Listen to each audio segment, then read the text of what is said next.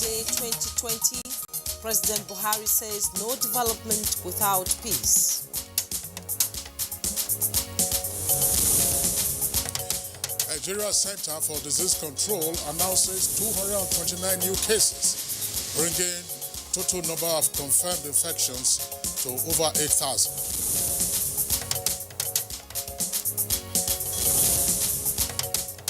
INEC issues a 16-point policy guideline, adapt other health protocols for the conduct of elections amid COVID-19.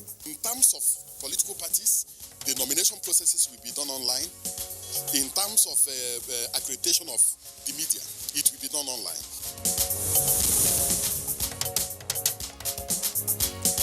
And on Good Morning Nigeria today, we continue our conversation on COVID-19 and emerging security threats.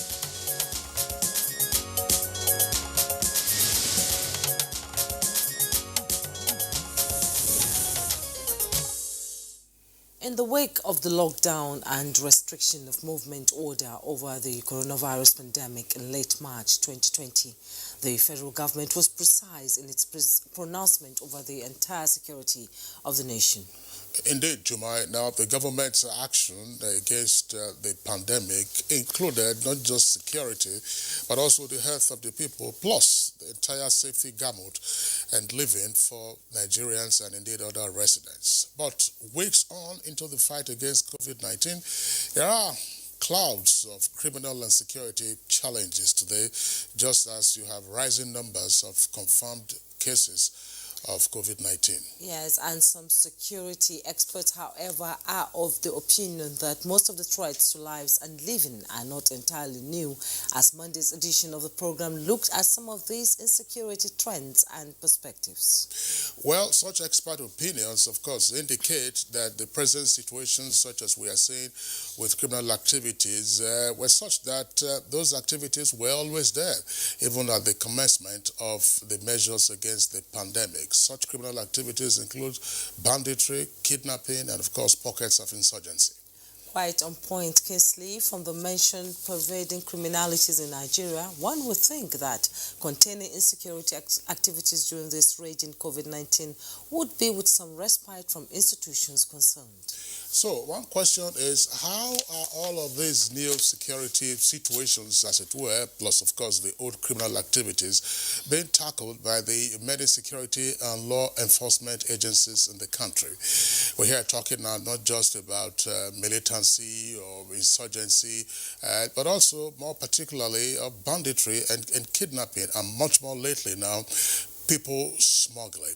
Now, there are some 27 different security organizations throughout the country. What is the level of coordination and cooperation and collaboration amongst these agencies? And now, so much with such huge repository of security expertise, why are our concerns overflowing? Who is where and for what exactly in addressing the many security questions in the heat of COVID-19 management? This is our focus on Good Morning Nigeria today. I am Jumai Yusuf, welcoming you to the second edition of the program for this week.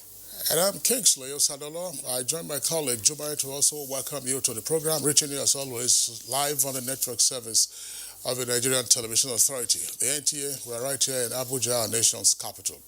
In the course of the program, we have regular complimentary segments, and these will include newspaper review and others. In the meantime, let's join Usman Aliu for the highlights of the morning news. Good morning, Usman. Good morning, Kingsley and Jumai. Here is the morning news. President Muhammad Buhari has called for peace on the continent as a prerequisite for sustainable development. In a statement by the Senior Special Assistant to the President on Media and Publicity, Garba Shehu, the message to Africa leaders to mark the Africa Day 2020, commemorated by the African Union Commission in collaboration with the World Health Organization, President Buhari said Africa has given the world a new hope by choosing the theme, Silencing the Gun, in the context of the COVID-19 for this year's Africa Day. He stressed the need for African leaders to ensure that every effort is made to see the success of silencing the gun on the continent, emphasizing the need to sensitize Africans about the inseparable connection between peace and development. President Buhari also urged regional economic groups civil society organizations, and the private sector in Africa to take full ownership of the theme of this year's celebration to strengthen collaborative efforts among member countries of the African Union. Africa Day is observed annually on 25th May to commemorate the founding of the Organization of African Union. The African Union, which was created on 25th May in 1963 in Addis Ababa, Ethiopia. As at 11:34 p.m. on Monday, May 25th, the Nigeria Center for Disease Control (NCDC) announced 229 new cases of COVID-19 in the country, bringing the number of confirmed cases to 8,068. Of the 229 new cases, 90 are in Lagos, 27 in Katsina, 26 in Imo, 23 in Kano. FCT recorded 14, with Plateau having 12.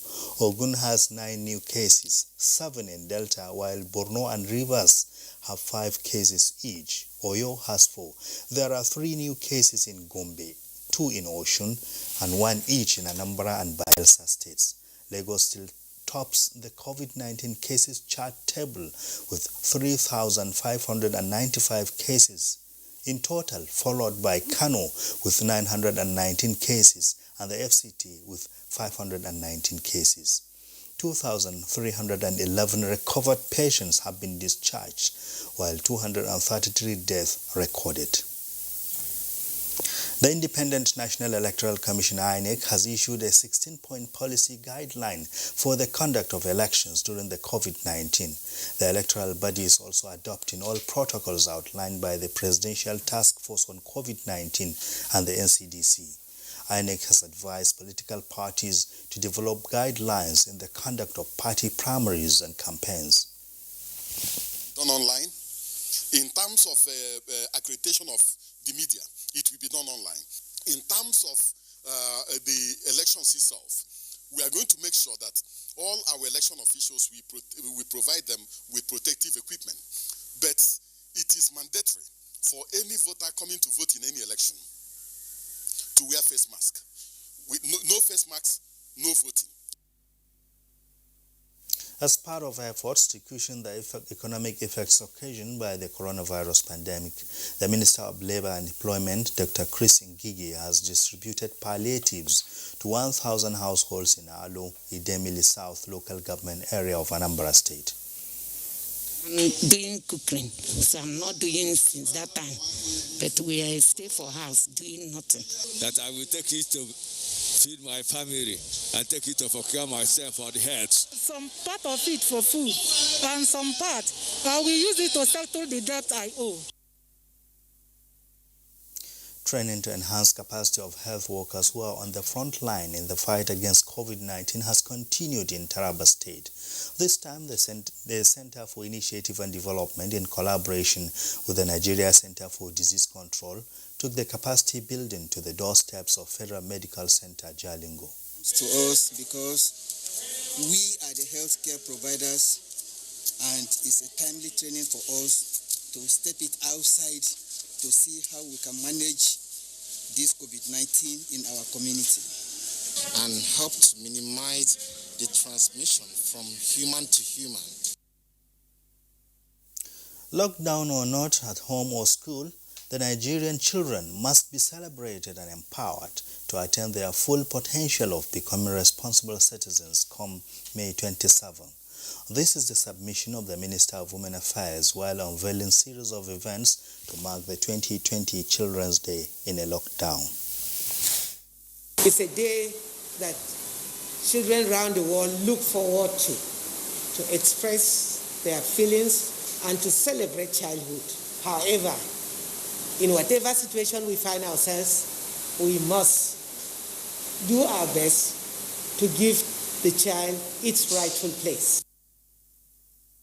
Nigerians see the seamless access to petroleum products inspired the lockdown to curb the dreaded COVID-19 spread. As a pointer to strong capacity for the nation's economic revival post-pandemic, this has made motorists commend the federal government for ensuring fuel supply is unhindered. Fuel anywhere, you get it very easy without queue. So we thank the government and the way things are getting easier. For a very long time, since the inception of this government, we've not been having all that excruciating scarcity that make people to buy in panic way and begin to keep. Urge the public not to do any panic buying. Whether it's diesel, whether it's PMS, they should not do any panic buying. We have the product available on ground. And that's the morning news. Good Morning Nigeria continues with Kingsley and Jume after this break. Stay with us. Main way coronavirus spread is when infected people sneeze and cough. Small droplets of fluid expelled by cough or sneezes are laced with viruses looking for new respiratory tracts to infect. When a sick person sneezes around someone who is healthy, the virus can land in the nose, mouth, or even the eyes, causing an infection. Symptoms can include fever, cough, shortness of breath. Symptoms may appear within 2 to 14 days. Seek medical advice if you develop symptoms and have been in close contact with a person known to have COVID-19, or if you live or have recently been in an area with ongoing spread of COVID-19. This message is brought to you by the Nigerian Television Authority, NTA, Africa's largest television network. In this time of despair, our country, Nigeria, needs us now more than ever. We stand a chance to save our great country, Nigeria. A chance to rise up from this pandemic stronger and better. What will be the gain if we do not learn from other countries and observe the lockdown to stop the further spread of the virus? If we loosen our guards and allow this virus doom our very existence, then what have we gained? This is the call to every Nigerian to unite as one and stop the spread of this deadly virus. Stay at home and stay safe. Remember, the virus doesn't move unless we move. This message is brought to you by the Nigerian Television Authority, NTA, Africa's largest television network.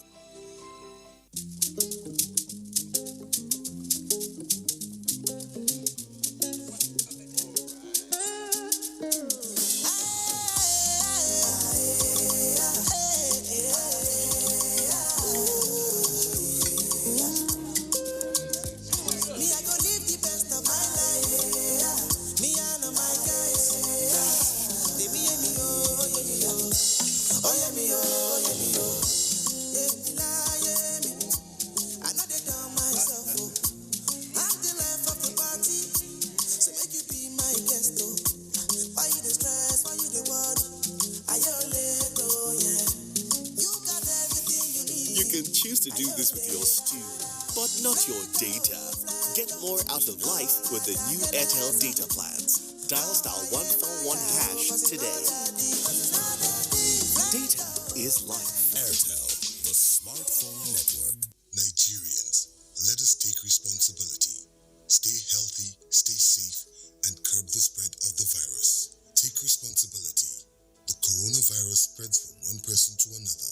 Let us avoid crowd gathering of any kind for any reason. Take responsibility. Avoid traveling from one state to another during these lockdown restrictions. Obey all the rules that are put in place. Take responsibility.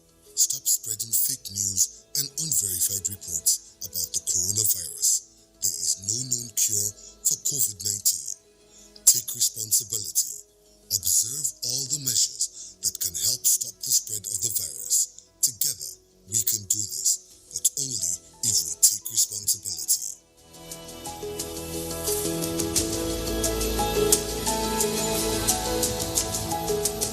This message is brought to you by the Nigerian Television Authority, NTA, Africa's largest television network.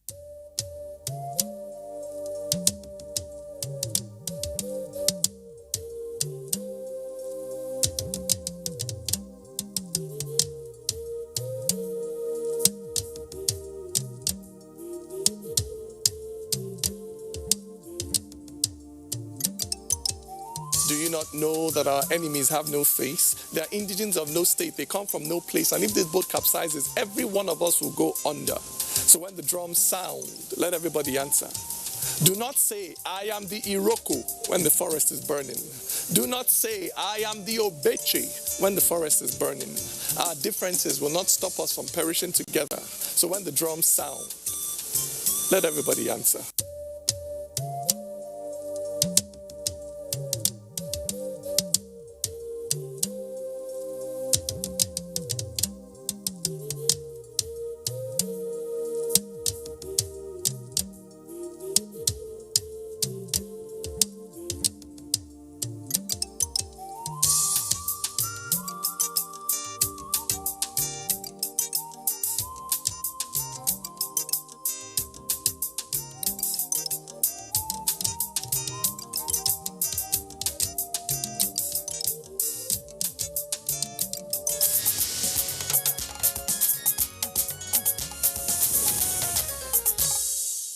Welcome back. Federal government of Nigeria said to be losing billions of naira from informal exports in the country. Chimobi Walter and Nigeria examines this on Business News. With Nigeria's ranking as one of the top intra-African exporting countries, some export analysts believe the country is losing billions of naira in informal export, as many of its exports do not go through official channels. The experts charge the conformity and exporting authorities to put modalities in place to ensure that all export activities out of Nigeria are properly accounted for to help the country's revenue and develop the exporting subsector. And in terms of trade balance intra-Africa, Nigeria is making more than 3.86 billion in terms of trade balance. When we say, oh, our manufacturing is not competitive, no. Apart from Algeria, South Africa, and Egypt, Nigeria is the fourth in terms of manufacturing value added in the last, for more than 10 years. If you look at services exports, Nigeria is the first exporter of services. Although if you look at the net balance, we might be negative. Meanwhile, due to the Salah break, the capital market activities remain closed. However, with the week ended 22nd of May 2020, equities market closed bullish as the NSE All-Share Index appreciated by 1.80% to close at 25,204.75 basis points as against 1.25% appreciation recorded previously. Its year-to-date returns currently stands at minus 6.10%. With Business News, I'm Chimobi Walter Naji. Many thanks, Chimobi, for the business package. Next is newspaper review.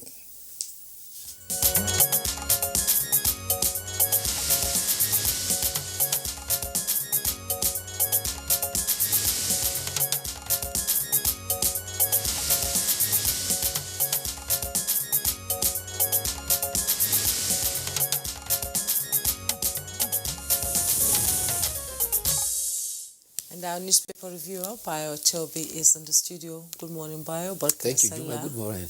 Barkali Salah. Good morning, Kinsley. Good morning, Nigeria. I wished you Barkali Salah yesterday. You want me to reinforce it this morning? I wouldn't mind. Okay, Eid Mubarak. Thank you very much. Okay, so Juma. Yeah, we were beginning the paper review with the Punch newspaper, and just above the masthead, we have issued identity numbers to 41 million Nigerians. That's coming from NIMSI. Find that story on page 22. INEC plans to start electronic voting in 2021. That's coming from the head of the INEC, page 14. FG evacuates 69 stranded trafficked Nigerians from Lebanon. You find that story on page 7.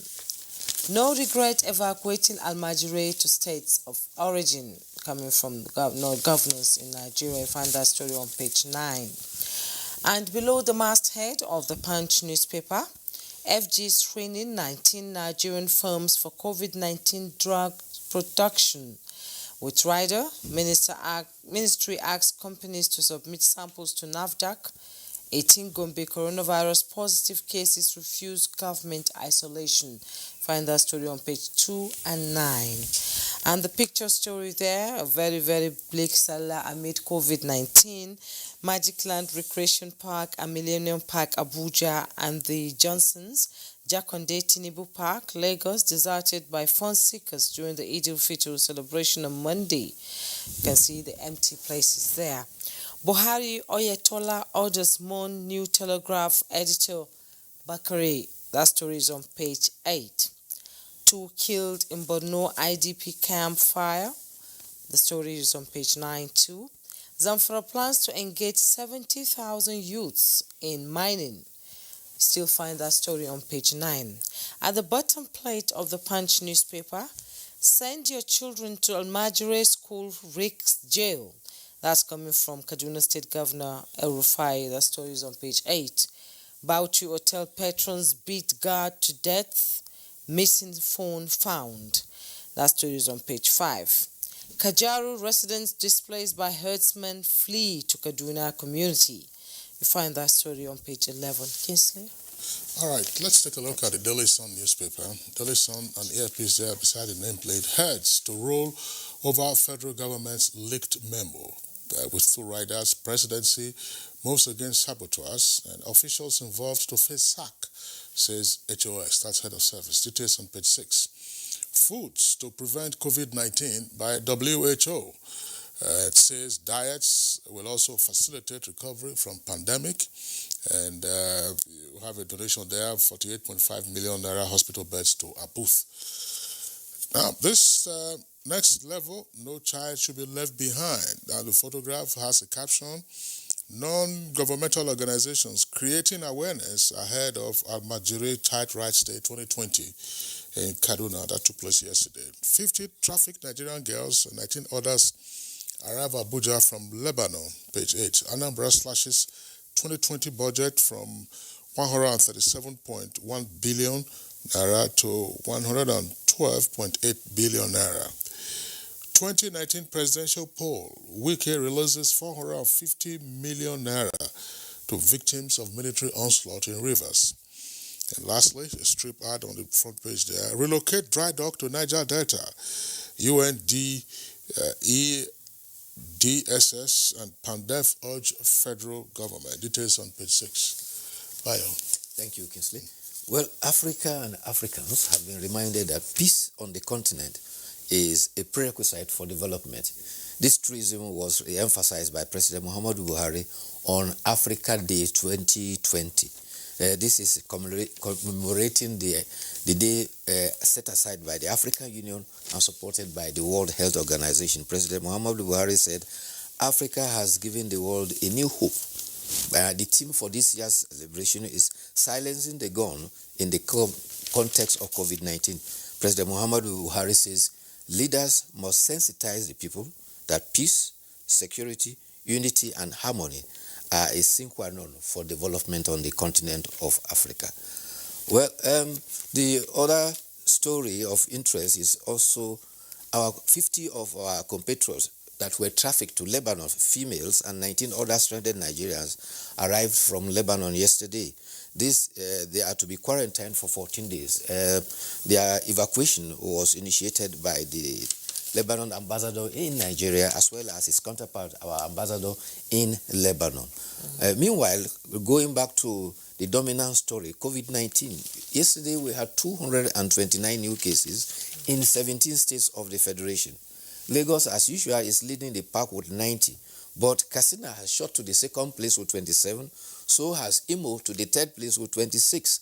Kano was pushed to the fourth position with 23. Federal Capital Territory is in the fifth position with 5. Plateau has come up with 12 in the sixth position. The total deaths we had yesterday brings the total now to 5. The positive cases we have now is 8,068. The latest development is that the World Health Organization has also advised that eating a healthy diet can also help fight COVID-19. They says that a healthy diet can help the body to fight or prevent any infection, as well as helping the recovery rate. Meanwhile, the Federal Ministry of Health has indicated that they are screening 19 Nigerian firms for the production of herbal drugs for possibility for consideration for cure.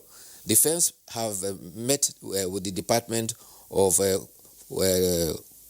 Complementary and Alternative Medicine, and the Minister of State for Health, Senator Olorunniyi Bemambora, says that the firm have asked to submit their samples to NAFDA. Later on, their samples will be submitted to the Nigeria Institute of Medical Research, the Pharmaceutical Society of Nigeria, and other agencies for certification. The firms, however, are expressing some concern, and this concern border along the fact that they are not too sure of funding and theft of their patent. But meanwhile, the minister assures that the volunteers will be required as patients for the testing of whatever they bring forth after it has been certified for fit for human consumption. Meanwhile, the Director General of the World Health Organization, Tedros Ghebreyesus, says that recent reports on the effects of drugs hydroquinone and chloroquine are not very encouraging, and therefore there are instances now to stop using them. Another area of his concern is also reporting of COVID-19 cases on the continent of Africa. The DG says that so far 1.5% of the world cases are in Africa, and he believes that there's every likelihood that Africa is not testing enough. They are certainly missing some of the cases, and we need to look closely. Earlier on, you mentioned the story about Almajiri and the statement by the governor of Kaduna State. Yes, in Gombe State, 44 Almajiri, after 14 days quarantine, have tested negative, and they are now set to be taken back to their local government area. But before they are leaving, they are now kitted in new clothes, they have bags and educational materials. Gombe State has established what they call Better Education Services Delivery for All. It's called BESTA. And see, under this scheme that they are now to be enrolled. 20 others are still awaiting test of the result for COVID-19. You may recall that 64 of them were repatriated from Adamawa to Gombe. And the chairman of the Northern Governors Forum, Governor of Plateau State, recently said that the decision to repatriate Almajiri was taken and scheduled for September. But the COVID-19 and its challenges made the governors to fast forward it. So it was a collective decision, and they are determined to use it to end. Unfortunately, Almajiri case is being used and misinterpreted. You find able-bodied men who usually migrate from parts of the country to go and seek labor work, especially at the outset of the rainy season, famine, are now being tagged Almajiri across the nation, which is not very correct. And it seems that there's this stigmatization that Almajiri are being exported across the country to go and infect people with COVID-19. It is not all the Almajiris that are infected with COVID-19. Some of them, yes, even the 3,000 that Governor El-Rufai City was expecting, the quantum of those who tested positive were not up to, I think there were 60 of them that tested positive among them. So it is, again, a stigmatization of the Almajiri to say that they are all carriers of COVID-19. But be that as it may, COVID-19 is changing the way the world is doing business. An independent National Electoral Commission has also expressed the determination to use technology for the electoral process. And the initiative is, they say, is a response to the growing demand to use technology. Already, they have indicated that an electronic platform has been created for submission of nomination forms, and INEC is to start e-voting in the year 2021. Already, newspaper headlines are already casting that Anambra 2021 will be electronic voting, but it's still a long way to go. And INEC has indicated that there will be opportunity to test the e-voting if it will come on with some by-elections before it will eventually 2021. Okay, all right. Well, I mean, quite a number of issues that you have also touched on. But the one on the migration during the lockdown and the restriction on interstate movement, that was a topic we took on partly yesterday as part of the conversation around the emerging security threats. during the COVID-19 pandemic. We are continuing with the conversation today, so we're going to have the security experts talk about this. And one thing that emerged from all of it, we had the governor of Ondo State. He was part of the conversation, joining us via Skype from Akure. A number of these persons are not Almajiri. There is every indication that they are also not Nigerians. They speak very little of Hausa, for instance. I understand very little, but they speak French. So these are not Nigerians. And so that, of course, raises its own concerns as to where they are coming from, who is trucking them into the south, and what their mission is. Those who are farm hands, those who seek economic fortunes from time to time, they know them, they know their profile, they know where they are going, but these ones are just like vagrants. They have nowhere, they have no indication of where they are or where they are going. So that's the chief concern about that. Then the other story, I think, Juba, you read it on the front page of the Punch, about the candidate local remedies for COVID-19. And Bayo, you also mentioned the fact that some of the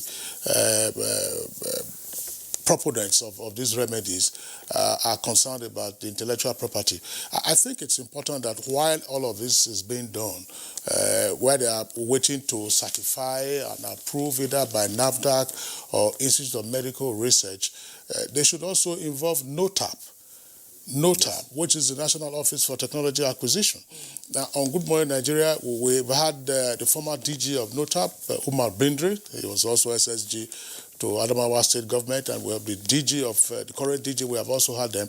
What are the protocols? At what point do you go for the registration of your patent? Is it after the certification and validation of your remedy, or what? So let that entire process involve NOTAP, so that NOTAP can also provide guidance, and then the concerns or fears of those who are behind the remedies, those concerns and fears can also be assuaged, so that there's no theft of their intellectual property in the event that any of those remedies is picked, as being suitable for use in this particular circumstance. I think it's actually a very good move.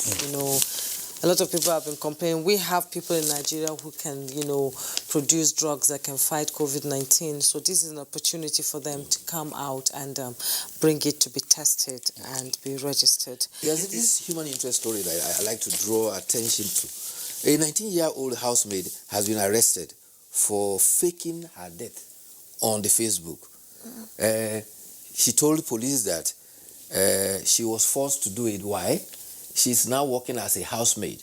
So he used the photograph of the daughter of the person employing her, and announced her death on Facebook.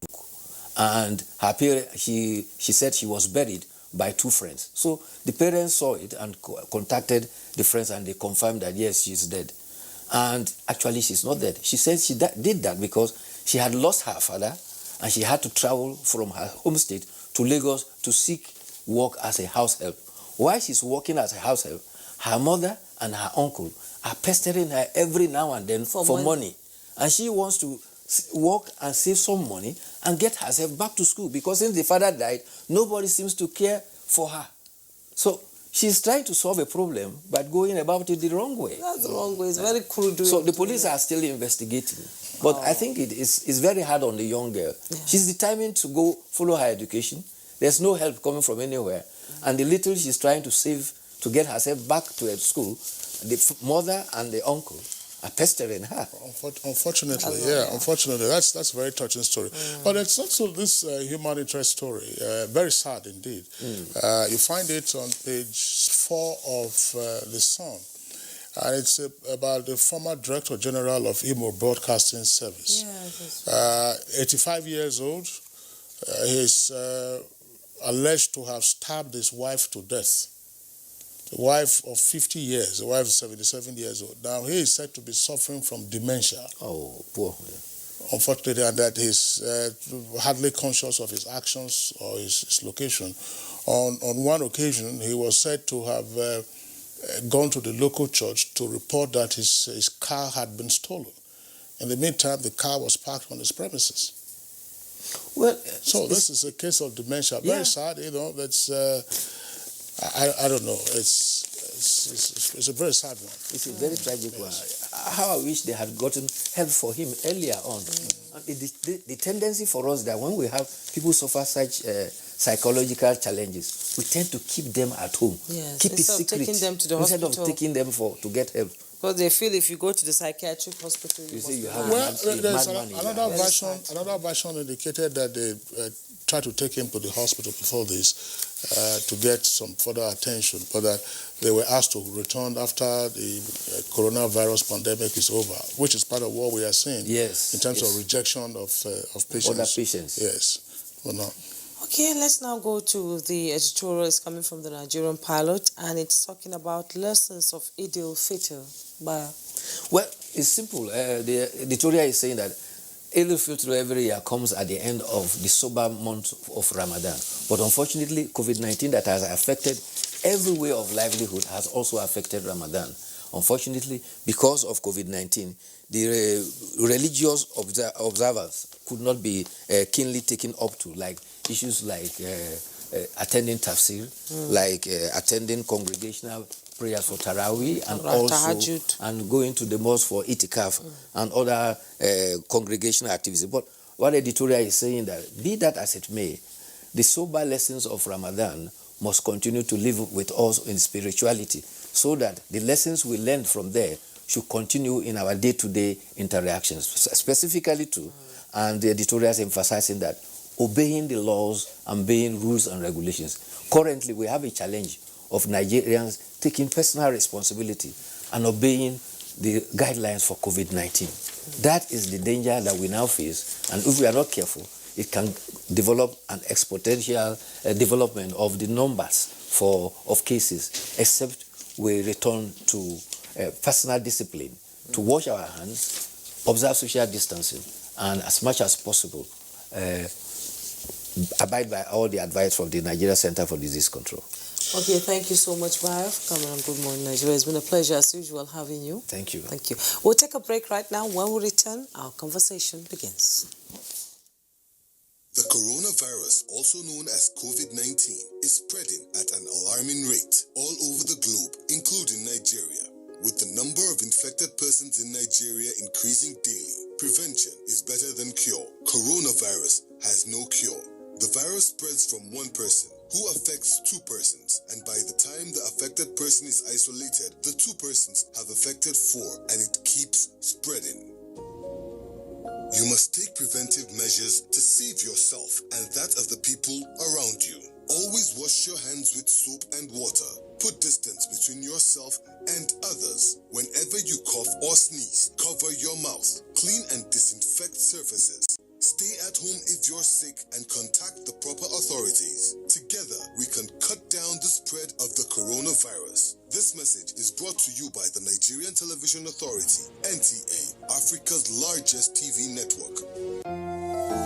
Did you know that using bar soap and water protects against viruses? Many viruses are surrounded by an envelope with receptors that enable them to enter a human cell and cause infection. Bar soap destroys the outer layer of the virus and effectively removes it and reduces your chances of contracting the virus. Protect your family from the spread of viruses. Wash your hands using bar soap and water. Brought to you by Medifax and Dettol.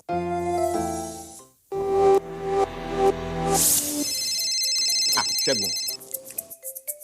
How far say tomorrow still dey on? What's your tomorrow?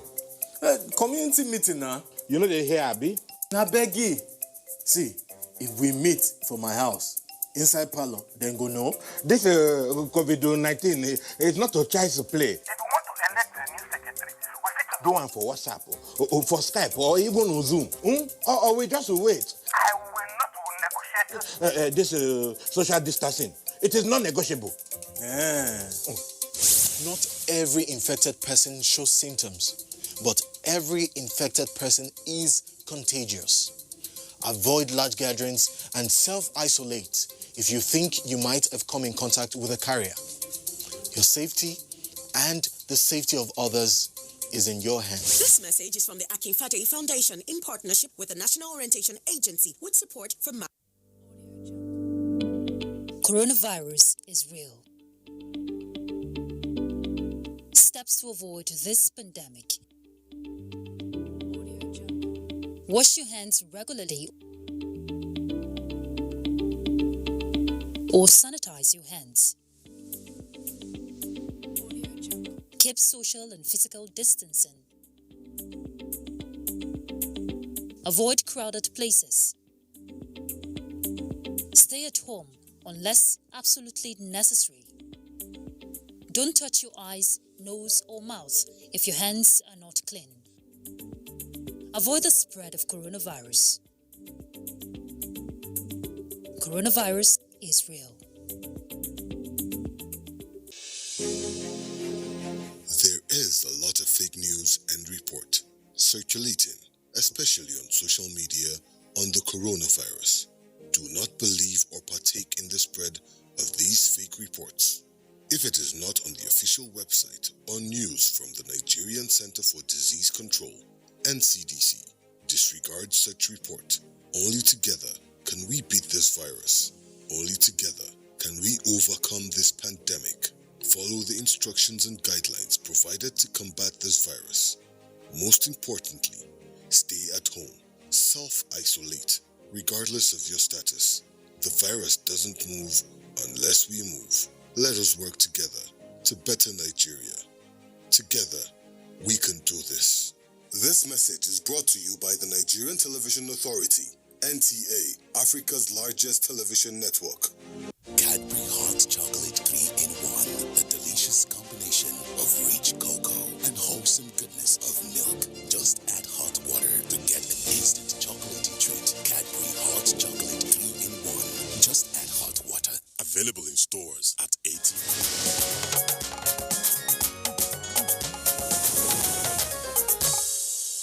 If you're just joining us, this is Good Morning Nigeria, and as a prompt for our conversation, here are excerpts of the first part of the discussion, COVID-19 and emerging security challenges, as put together by Oyoyemi Ajayi.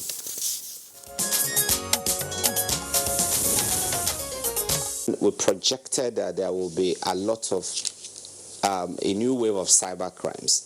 Our projections are based on the fact that a lot of activities will be taking place online. People will begin to work at home.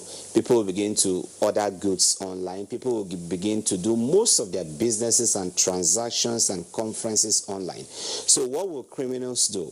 Criminals will naturally follow the trend. They will follow the people away from the street to the cyberspace. And then they will begin to set traps for them within the cyberspace, electronically, digitally.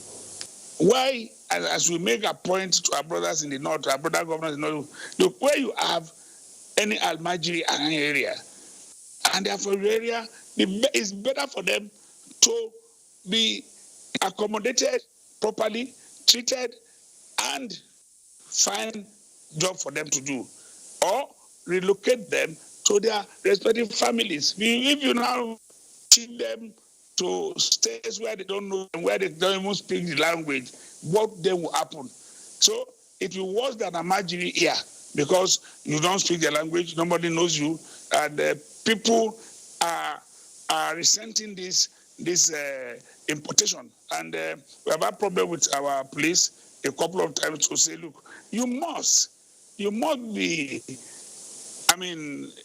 live up to our expectation in terms of policing our borders. Now we missed out on an opportunity to, I would say, eradicate this unfortunate aspect of our history, the Almajiri system.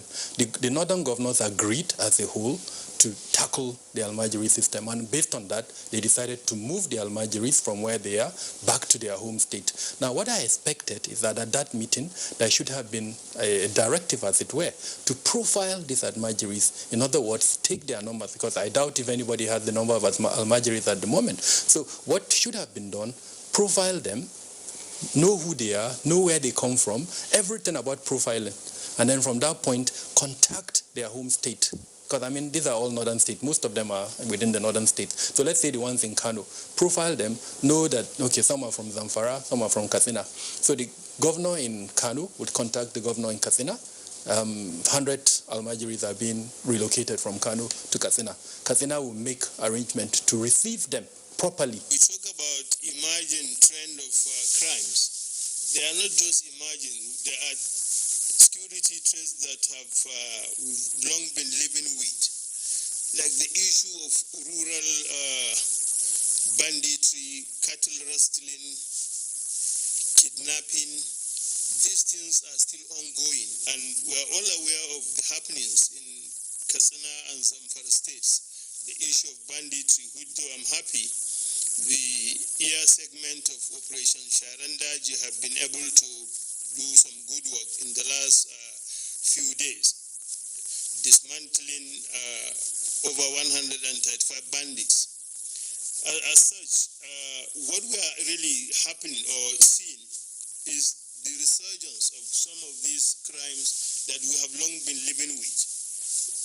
Today, as we speak, Boko Haram is still ravaging the northeast, and in the next 2 months, we'll be celebrating 11 years of Boko Haram insurgency.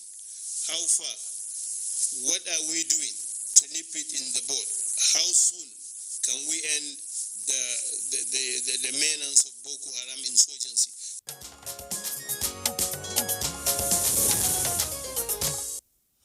All right, now joining us today to take on the second part of our conversation, we'd like to introduce from our Jos Network Center, General John Temlong. He was the first commander of the Multinational Joint Task Force. He's also a security consultant. General Temlong, pleasure to have you with us again on Good Morning Nigeria. Vice Kingsley, Good Morning Nigeria. It's a pleasure to be with you. Okay, and here with us in the Abuja studios is the coordinator of Defense Media Operations at Defense Headquarters, Major General John Enenche. General John Enenche, pleasure to have you with us on the program. Thank you very much, Presenter. And Security Risks Management Consultant, Dr. Kabir Adamu, who was with us, Kingsley and Kieran, actually yesterday in the part one of this discussion. You're welcome back to the studio. It's a pleasure having you again. The pleasure is mine. And joining us from our MENA studio is Ahmed Ibrahim Matani, Secretary to Government of Niger State. He's joining us from our MENA studio. Thank you so much for joining us. Thank you. Good morning, Nigeria. Okay, all right. Our pleasure once again to have all of you with us on today's segment of the conversation. Let's begin with General John Enenche. Before the containment measures of COVID-19 were rolled out, and indeed before the index case arrived in the country on the 27th of February, the Nigerian military had been deployed to virtually all states of the Federation for internal security operations. Now, with the rollout of the containment measures against COVID-19, what has been the situation in terms of the operational activities of the Nigerian military, in this case, covering all the services? Are you seeing new forms of criminality, or are you seeing an abatement of the challenges that you have had to contend with? Yes, since the call-out, our own call-out for the COVID-19, let me state here, was for a non-kinetic approach, that is supporting the healthcare services above all. Now, the specific question here or information we need the public to know is that how has it affected the level of the security challenges from, in quote, we call them enemies, miscreants, the bandits, the insurgents, the terrorists and all. At the onset for the first 3 weeks, there was something like a lull. But after that, I tell you that there was a spike. Like we noticed, particularly in Katsina State, when in one single day, bandits went and wiped out about 55 families. The same thing we also noticed in the Northeast, that after the onslaught by the Nigerian Armed Forces, on the 20th of March, they began to come out in small pockets here and there, cutting from northern Borno right to Yobe. Also, we have the responsibility of backing up the police in other crimes, using our Operation Second 11 and then the Operation Mesa, that is the internal security operations. There also was a spike, a rise. So I can say that there was actually a rise, but we were able to effectively contain them. How? Because when it happened from the northeast, within 2 weeks or thereabout, no, within a span of about 6 weeks, we were able to, with recorded accounts, took out 363 of the terrorists, followed by the ones that, from our air interdictions, put all together, because those are ones that we will not be able to count, about 500. That was several weeks ago. So what I would say is that the military took up the challenge of the criminals, the enemies of the nation, taking advantage of the COVID-19. Now, for the fact that people had to be indoors, in the northwest, the bandits took advantage of that, and we are able to attack them, collecting the palliatives. That was their major target. The palliatives that we are giving, particularly in Katsina State, that's a classical example. When the people went and they were giving their palliatives, the same night, they didn't have rest, and that was how they killed them. And what happened? We now went in, through our operation, Hadarin Daji, the land component supported by the air component of that operation, and deleted about 89 of them in one single operation. You deleted? Yes, we deleted them, and that was it. So, but on and on, they did not, rest, and they still came out. And then this plan came out. The chief of the defense staff came up with a review of the strategy, and it was reviewed in the course of this, and that was what we saw in the last couple of days. Because after that deletion, they hibernated. We call it tactical hibernation. They hibernated in settlements outside their main locations that their collaborators, of course, some of them that were arrested, told us, and we went there. And what happened? We went in there, 135 counted by air interdiction of both fighter ground attack aircrafts and then the Alpha jets that could engage from a very high distance above ground level. Following closely, 3 days later or thereabout, we went in again because they moved, they got information and relocated. We followed them, and 200 also followed shortly. So in that way, we were able to handle that. Then the ones that we supported the police, of course, like particularly in the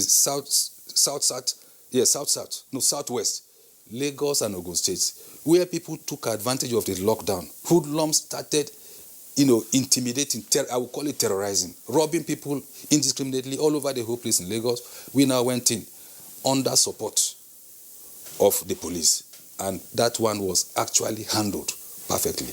What about the Niger Delta? Criminality, piracy, and you saw that the Navy also came in. The pirates even went as far as beyond the shores of Nigeria, the coast of Nigeria, our AE zone, to go and then steal, to go and then hijack, to go and then take on other vessels. But what did we do? We handled it. So I would say that the truism there is that there was a spike, there was a rise. The criminals took advantage of it, and then the armed forces of Nigeria also came to the rescue.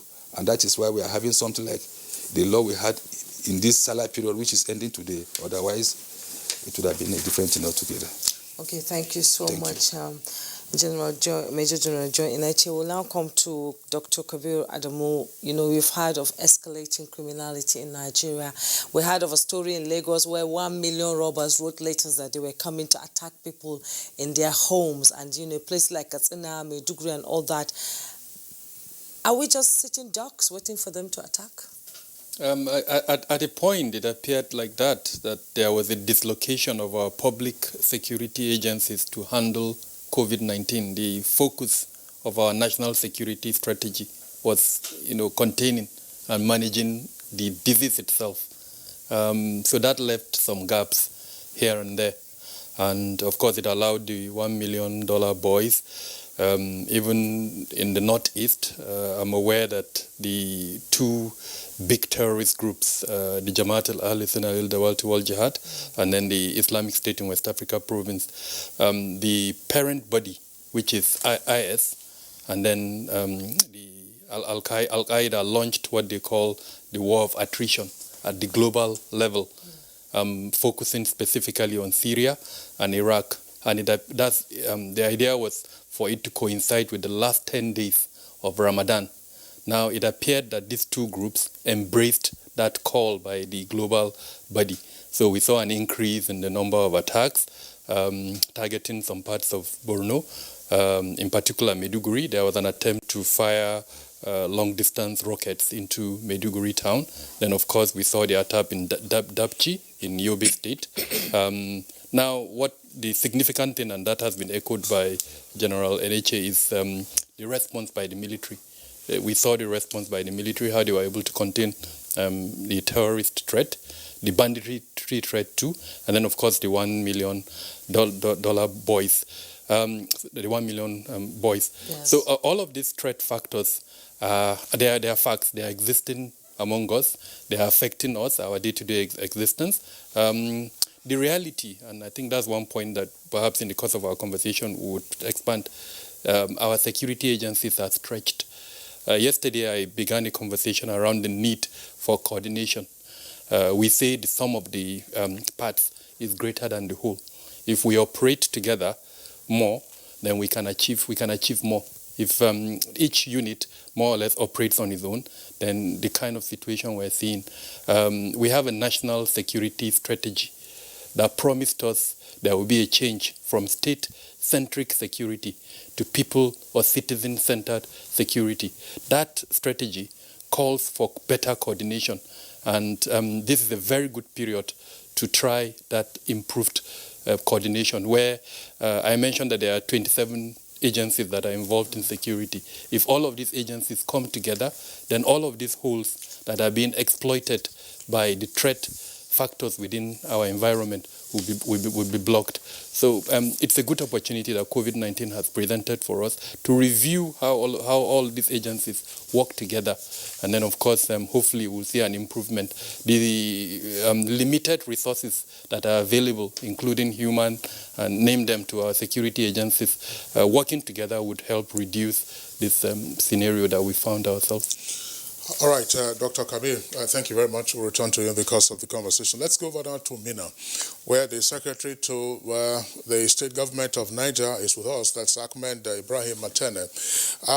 Ahmed Matene, thank you very much again for being with us. We've had you on Good Morning Nigeria to talk about the state response to COVID-19, either in terms of palliatives or provisioning for isolation centers, as well as trying to expand other aspects of your health infrastructure. Today, the focus is on security.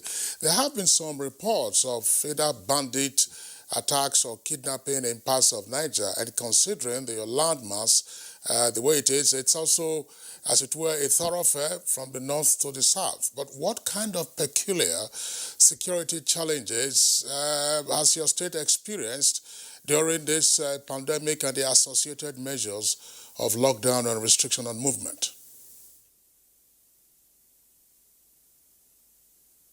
Thank you very much, Kingsley. Yes, Niger State has experienced some security challenges. This had been on, for some time.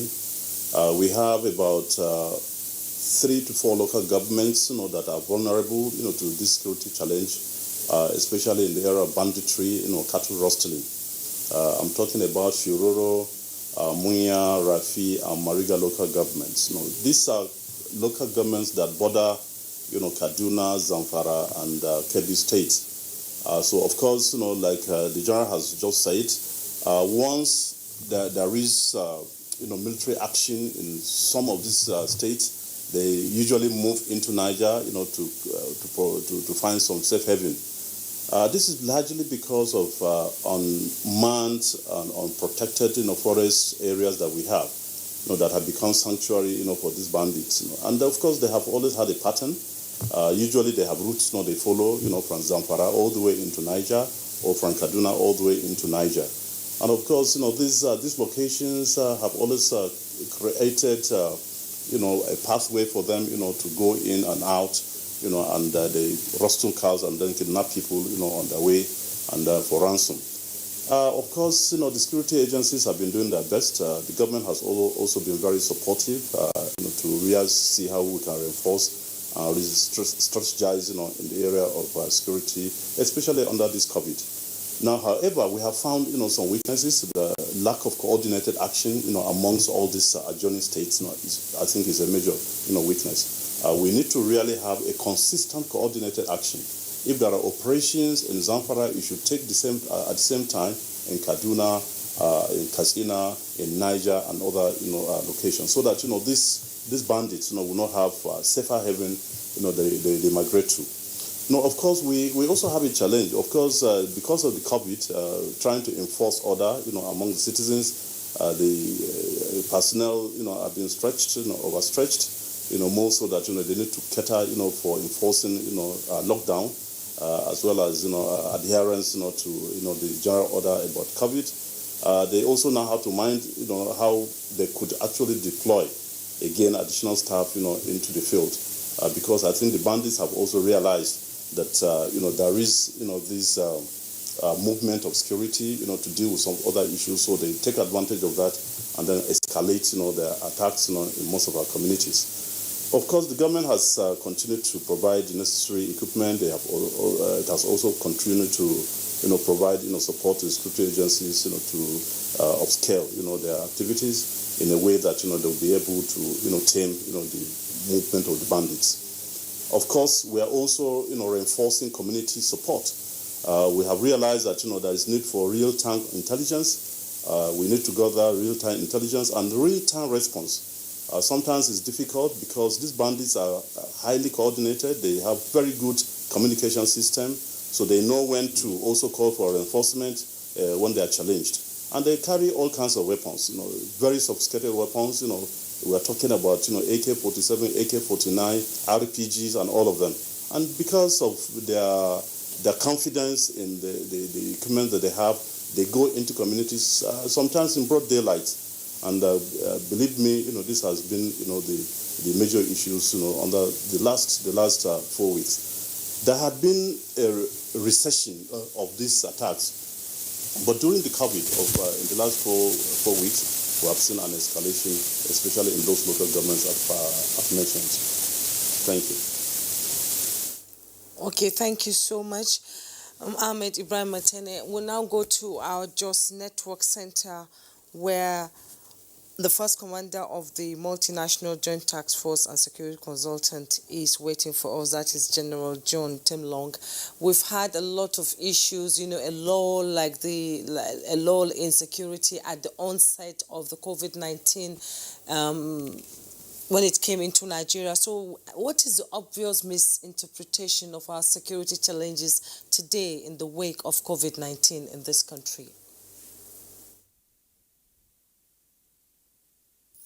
Thank you very much. I think what we are dealing with is what we might call complex military operations, because you are not dealing with one challenge at a time. But like the Chinese in their crisis management character said, for every danger there is an opportunity. So the bad guys actually looked at what is going on. They themselves were even afraid when the COVID thing started. So you found out that they studied the situation and found out that they could still operate within that period. Meanwhile, the attention of everybody has been shifted from the traditional provision of security to the citizens to fighting the COVID. And that's why I said it's a complex military operation, because you shouldn't have just been compartmentalizing or segmentalize the operations, because it has to be holistic. And so what they did now was to start what they were doing.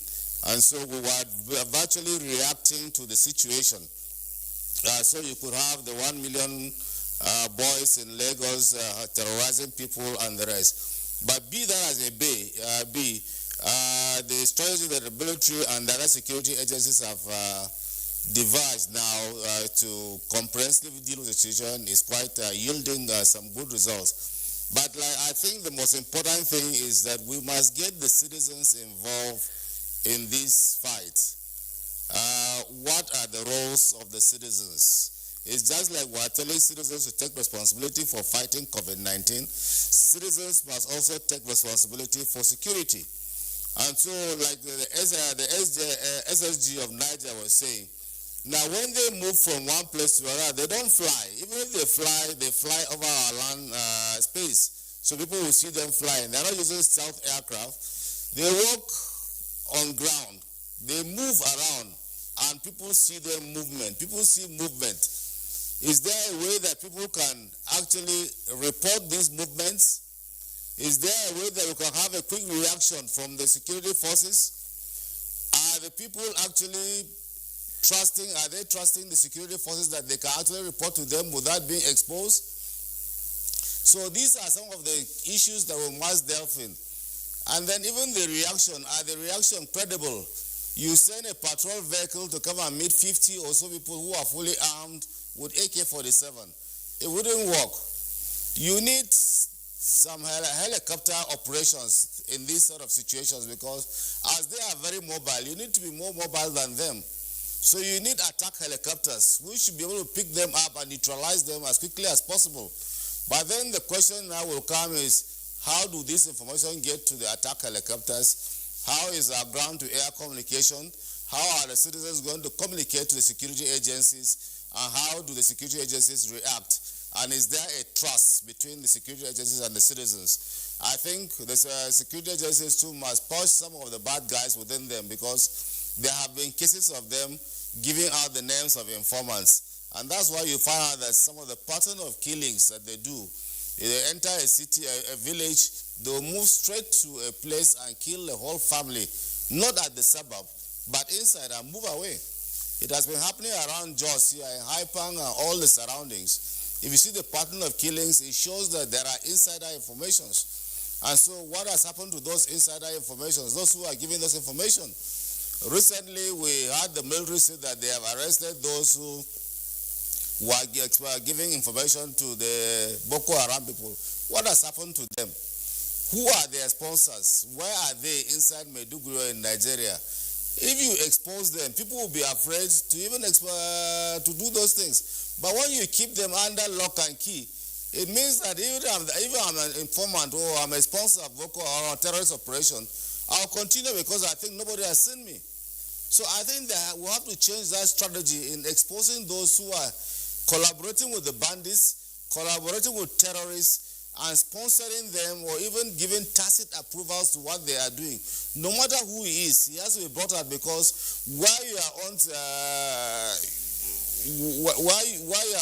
safety or rights end, they are my own stats. So I believe that the government must be ruthless with some of these people who are doing this, no matter how highly placed. You cannot have a country which be like a banana republic where everybody wants to do whatever he wants. I think there must be very serious sanctions for whatever is happening. And these sanctions should not even involve just the citizens, including those in authority. Because we are living in a global village, and even in Nigeria here itself is even more like a local government. Because the action of some governors will affect the safety and security of other people in other states. So people will not start behaving the way as if they are a territory within a territory. No. We're in a crisis situation, and once the federal government has stepped in, the commander-in-chief has taken over and is giving instructions, there will be no reason why some governments or some governors will say they will disobey and do what they want to do. I think that is uncalled for, and it shouldn't be allowed at all, because they are jeopardizing and putting the whole of us at risk. It has to be nipped in the bud.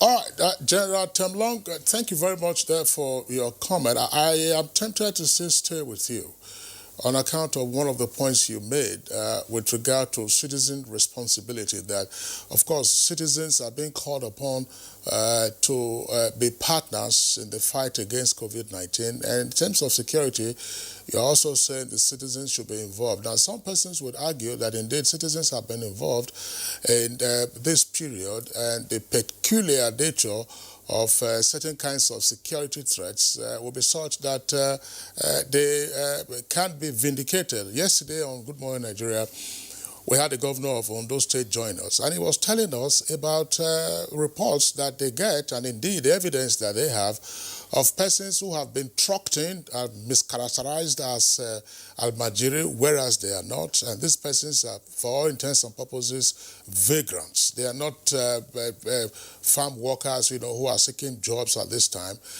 They speak very little Hausa. In fact, they speak very little of any of the Nigerian known languages, but they understand French. And attempts at debriefing them have not been quite successful.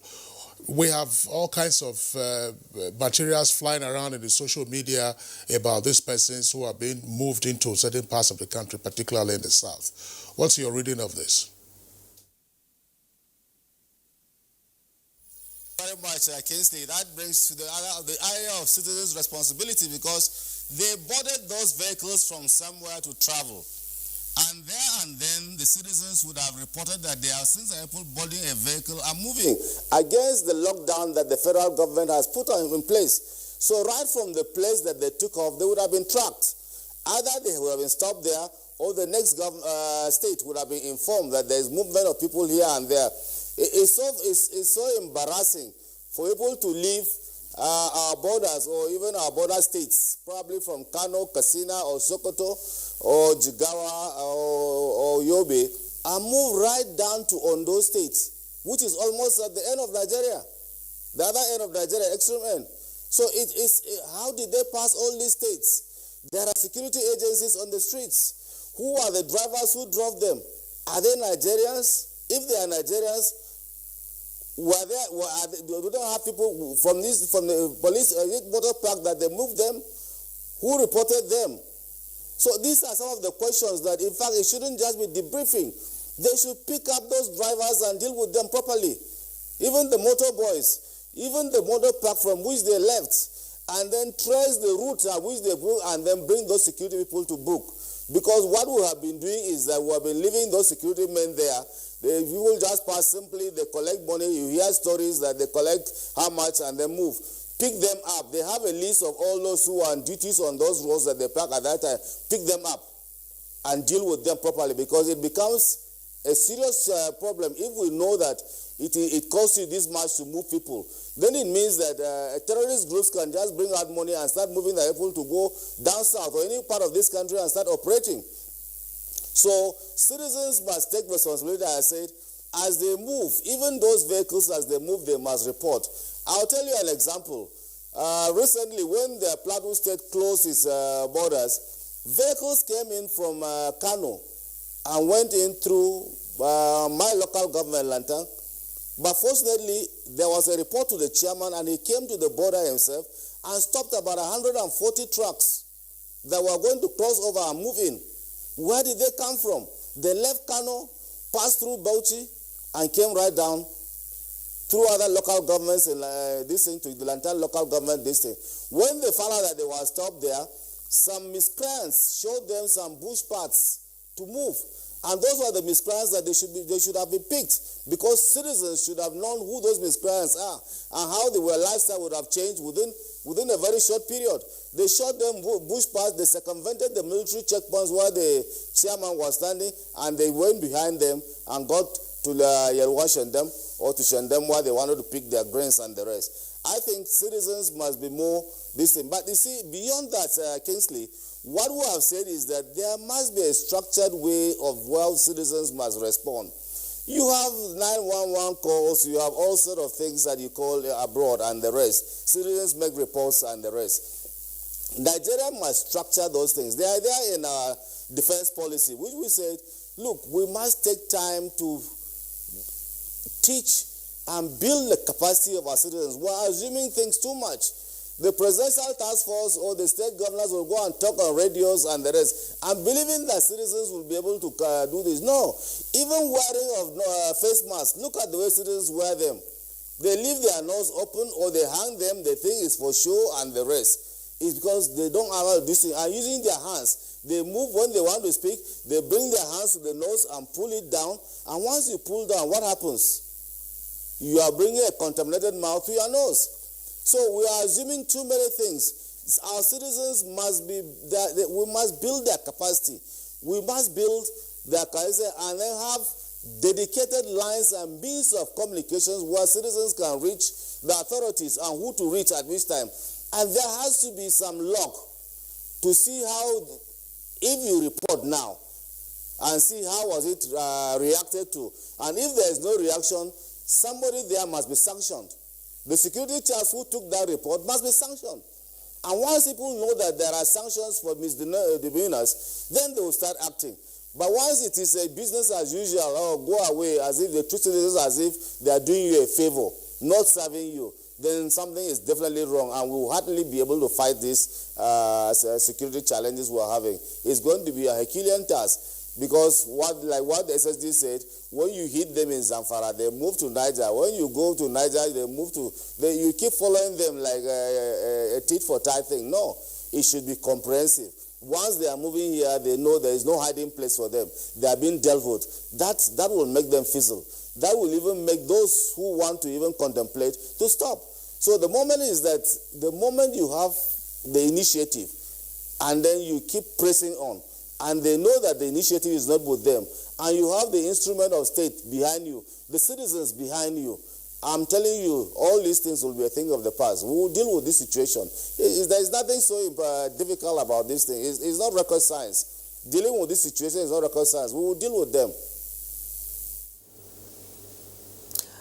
Okay, thank you so much, General John Temlong. Thank you so much for your input. Now coming back to the studio, Kabir Adamu talked about security operatives being overstretched, and Temlong now talked about community and relations with the security operatives. You know, borders and boundaries in this country has always been an issue, even after the closure of the border. So what do we do in addressing these border communities where, you know, if anything happens in Jos, they move to Bakodi or to Niger? How do we curtail the movement of these criminals across the borders in states? I am compelled to give an information and to speak on this. Probably I will balance it up against preempting our actions. Just like COVID-19, we had our contingency plan in place. What we are seeing happening in Katsina, we call Operation Katsina, under Hadar in Daji and all, we have a plan in place. And we churned out a piece of information, I think about 4 days ago, that under the directive of the Chief of Defense Staff, from our planning, the Nigerian Air Force has deployed to all the other states that are affected with this challenge of banditry. As I speak with you, all the fighter ground attack aircrafts, the gunships aircrafts that are supposed to soften the ground before the ground troops move in are already located in all the states, Niger State, Nasarawa, Benue, and all of them. So that we naturally, operationally and tactically check the movement of those who are fleeing from Zamfara, from Kebbi, from Katsina to all the other states, all those areas. That one is in place. At the same time, this is no longer news that there is Operation Accord. We are just being silent on it because there was once I was in the studio somewhere and they asked me, "Sir, you people are saying everything over the air. The enemies are listening." The ultimate, like I know and we have found out from our investigation, interrogating some of these people, they are hardened. Some of them, they will tell you, "I must die." It's an ideological thing, and it's even getting to the level of banditry. We all agree that, look, we all saw when some bandits came out, they say amnesty. They bargained with the various states, but they reneged on these agreements and then went back. We have caught some of them even eliminated as it is in combat. So why do we need to come out and tell them everything? But I can assure that the armed forces of Nigeria have packaged plans to ensure that moving from one state to the other, as you are going there, that means you have just signed for suicide or to die. We are already fully prepared. And all the operations are being coordinated. It's not only Hadar and Daji as I speak with you, all the operations that are tackling all insecurity across Northeast, Northwest are all on red alert, prepared to take on. And that is the information I say I wouldn't want to give. However, in a state where we are aware that Operation Accord, I'm short of giving us the meaning of the accord. Yeah. There is a meaning to it. For every code word, yes, what it means, that is cooperation, all together. Okay. So that is the situation in place. So the issue of them moving automatically, they are going to meet their Waterloos. And that is the plan in place. Then for the second one about the informants being protected information, yes, I can tell you that to a large extent, our informants are given the high level of protection. We protect them. And any other issue that's been observed, in every 12, there must be a what? A Judas. So I cannot absolve the military that we don't have insiders. Of course, we have had experiences whereby a document that is not supposed to leak is leaked. So it goes the same way. But I tell you that we have our cyber regulation and offensive sanctions that, that goes with them. And we have been implementing that, and it has gone a long way to help a lot. Well, General in nature, I want to recall the question I raised yesterday during this conversation. Dr. Kabir was here and then he gave his response. It's based on what is loosely referred to, shall we say, as a dispersal theory. The Secretary to the Niger State government has indicated that Niger tends to be a recipient of fleeing bandits who are being pounded to dust either in Katsina or in Zamfara or elsewhere. Now, some commentators have indicated that the movement that we are seeing in trucks of these so-called Almajiris, who are indeed not Almajiri in any sense, but who do not speak any of the known Nigerian languages or speak French, that they may very well be the foot soldiers that have been either dispersed from the hotspots in Katsina or elsewhere and are likely then to find havens in the forests and then set up camps, which could then become another staging post. Fine, you are having your kinetic operations now where you are strafing those bandits wherever they are in Katsina, Zamfara, and perhaps Kaduna. How much of a threat do you see at this incipient stage of this movement of persons who are not looking for, obviously, employment because they don't know where they are, they don't know where they are going in the meantime? Yes, I would say that it will be unprofessional for us to sit down and assume that there's nothing wrong in all these movements. Definitely. The first thing for you to do is that you suspect to the extreme that these are people that are likely being bred for further situations of insecurity, since the north, in quote, northwest, north central, northeast is becoming untenable for them. Initially, the information we got through our own intelligence sources was that these were Almajiris. What you told us, we also got the confirmation that they were not. Why are they hiding under sacks? Why are they hiding them with animals? And why can't they speak our languages? So we are interrogating them as a total package. I can tell you for the past 3 weeks we have been on it.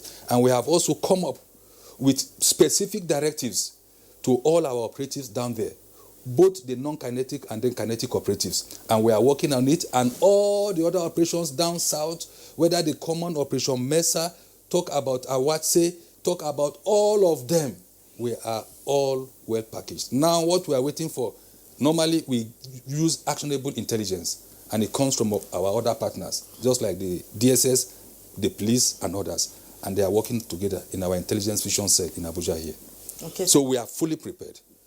It is what they do after, of course, when the arrest is made, the first contact is the Nigerian police or the civil defense. They do that, they invite the state services, and then we are also part of the intelligence monitoring room to get it and then to help us to be fine-tuning all our preparations. How much of information do you get during this interrogation? Yeah, to a large extent, we get up to their intention. By the time you keep them for a time, there's what we call psychological operation you use on them. Then the truth will begin to come out. That is why it's not done in a hurry. Most times they tend to be to themselves without opening up. But by the time you begin to keep them, using all the tactics, the strategies, the training of psychological operations, gradually they begin to come out, giving them some level of reassurance that look, just like rehabilitation exercises. So we get maximum information to the point short of their sponsors. That has been the most difficult challenge, that even with the permission of the other services, they may be listening, that they also have that difficulty. That is where we are. Okay, Gerald Eche, thank you very much. Dr. Kabir, let's bring you back into the conversation. Now, against the background of what you've heard, the different perspectives articulated by the two generals, Tem Long and Eche, as well as the secretary to the Niger State government, plus the points you were also raising yesterday, part of which you've touched on this morning, that namely all of this, of course, is assumed to flow from the national security strategy. But against the background of the battle against COVID-19 and the template in terms of restrictions and all that, are we doing well? Unfortunately, no. We have to be truthful to ourselves. And the simple indication that we're not doing well is that there are two aspects of the presidential regulation. One of them is the overnight curfew, if I'm right, from 8 to 6. And then, of course, the interstate movement ban. These are two fundamental issues that, unfortunately, a breach of them is clear. Investigative journalists, I've seen them all over, from the print to other mainstream media. They've conducted such investigations, and they've come out with reports. One of the most brazen ones I've heard is movement between Abuja and Lagos, where you have to pay, if you pay about 16,000 naira allegedly to security agencies, you are able to move between Abuja and Lagos. So it's clear that unfortunately we're not doing very well. We can do better. If there is a presidential directive that is in black and white, that there is a movement ban between states, and state governors have supported that presidential directive. We've seen several state governors coming out themselves to enforce that ban. And then unfortunately we're seeing this type of breaches. Then we need to do more. And I think that brings us to the point of monitoring and evaluation within the security agencies, and then the issue of self-evaluation by the security agencies themselves. I touched on it briefly yesterday. I will expand a bit. A regulation, a presidential regulation, PTF COVID-19 guideline, and then the various operational orders by the security agencies. Who goes out to supervise and enforce those operational orders? In some instances, there are no operational orders, so it is left to the operative in the field to actually interpret. And I'm not putting one agency on the spot here. Like I said, there are probably about 27, and I think, if I'm right, about 9 that are armed. So we need to ask ourselves, what level of supervision do these agencies actually perform? You've asked your operative to go out on the field. How do you ensure they actually implement the work you've asked them to implement? And where there are breaches, like we're seeing, I mean, it's not hidden that there are breaches. What kind of punitive measures do you take out on the staff who perform those breaches? Yesterday, the executive governor of Ondo State was short of actually calling out the police when he said those are clear breaches that would allow people to move from point A to point B. Earlier on, I thought about the issue of mapping the country, as it were. If there are regular routes, if I'm traveling from Abuja to Kaduna, there is a regular route. All of us know that regular route. Then there are irregular routes. And as a national security strategy, we should be able to map out those irregular routes. And it's impossible, frankly, we need to admit that, for one agency, whether the military or the police, to man both the regular and irregular route. But think about a situation where all of these 27 come together and work as a whole. Then it's possible to map those irregular routes. And therein lies the issue of citizen security. The template for that is with us. And I feel a bit, unfortunately, frustrated, because I've reviewed the 2014 National Security Strategy. The major issue why it failed, quote and unquote, is because we didn't implement it. We've launched one in December 2019, and it's going along the route of the 2014 document. So there is a need for especially those responsible, the custodians of that document. And with your permission, I will mention the name of the Office of the National Security Strategy Advisor to ensure the implementation of that document. It's a beautiful document. We all embraced it when it was launched. The only way for us to achieve a lot of the things mentioned by General Tem Long is to use that document. The template is very clear. It covers all aspects of security. Security has changed. It's not not what it used to be before. Kinetic components of security, food security is there, pandemic security, health security, as it were. So how do we achieve that? Medicine security. Which is critical, because, I mean, we're facing that at the moment. So implement that document, and let's make it where there are gaps, as it evolves, we correct those gaps. Currently, we're not doing that. So back to your question, the breach is clear, but the only way to ensure that that breach is blocked is if we work together as a whole, as a nation. Kabir Adamu, thank you for your input. We'll take a break right now. When we return, the conversation continues. Don't go away. Nigerians, coronavirus is dangerous. It can kill. When you see this sign, high fever, cough, shortness of breath, drowsiness, pneumonia, don't panic, don't hide. Don't embark in self-medication. Promptly visit the nearest medical facility. Report all cases to the nearest hospital. Prevention is key. Avoid contact with infected persons. Avoid crowded areas as much as possible. Wash your hands regularly. Use hand sanitizers. Your life is precious. Stay alive. Live long, live right. This message is sponsored by the Federal Ministry of Information and Culture and the Nigerian Film Corporation. Nigerian Film Corporation, powering possibility. As a strong immune system increases the chances of victims surviving COVID-19, a corruption-free society creates opportunities for citizens to thrive and prosper. Build your immunity. Stop corruption now. Report all acts of corruption to ICPC on this toll-free number 0800 2255 4272. This message is brought to you by ICPC and NTA. We have observed the lockdown. We have practiced the measures in order to curb the spread of the virus, but we can do better. The coronavirus spread is increasing daily, and only together can we cut down the numbers and defeat the spread of the virus. Remember, COVID-19 is not a death sentence, and a recovered patient cannot spread the disease. Do not stigmatize. Do not hesitate to report any case, or if you have come in contact with anybody that has been infected with COVID-19. If you have cough and fever, please stay at home and call your state hotline. Find state numbers at www.covid19.ncdc.gov.ng. Remember, it is for your own good and for the good of every Nigerian. Let us do better and defeat the virus. Together, we can do this. This message is brought to you by the Nigerian Television Authority, NTA, Africa's largest television network.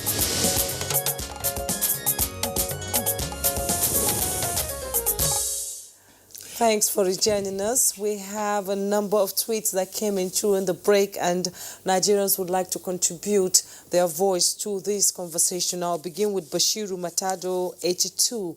He tweets, COVID-19 is changing the dynamics of insecurity. We are now observing a rise in economic nationalism among countries, which indicates a decoupling of globalization, a looming labor crisis between employers and employees, commodity shortages due to disruption in global value chain.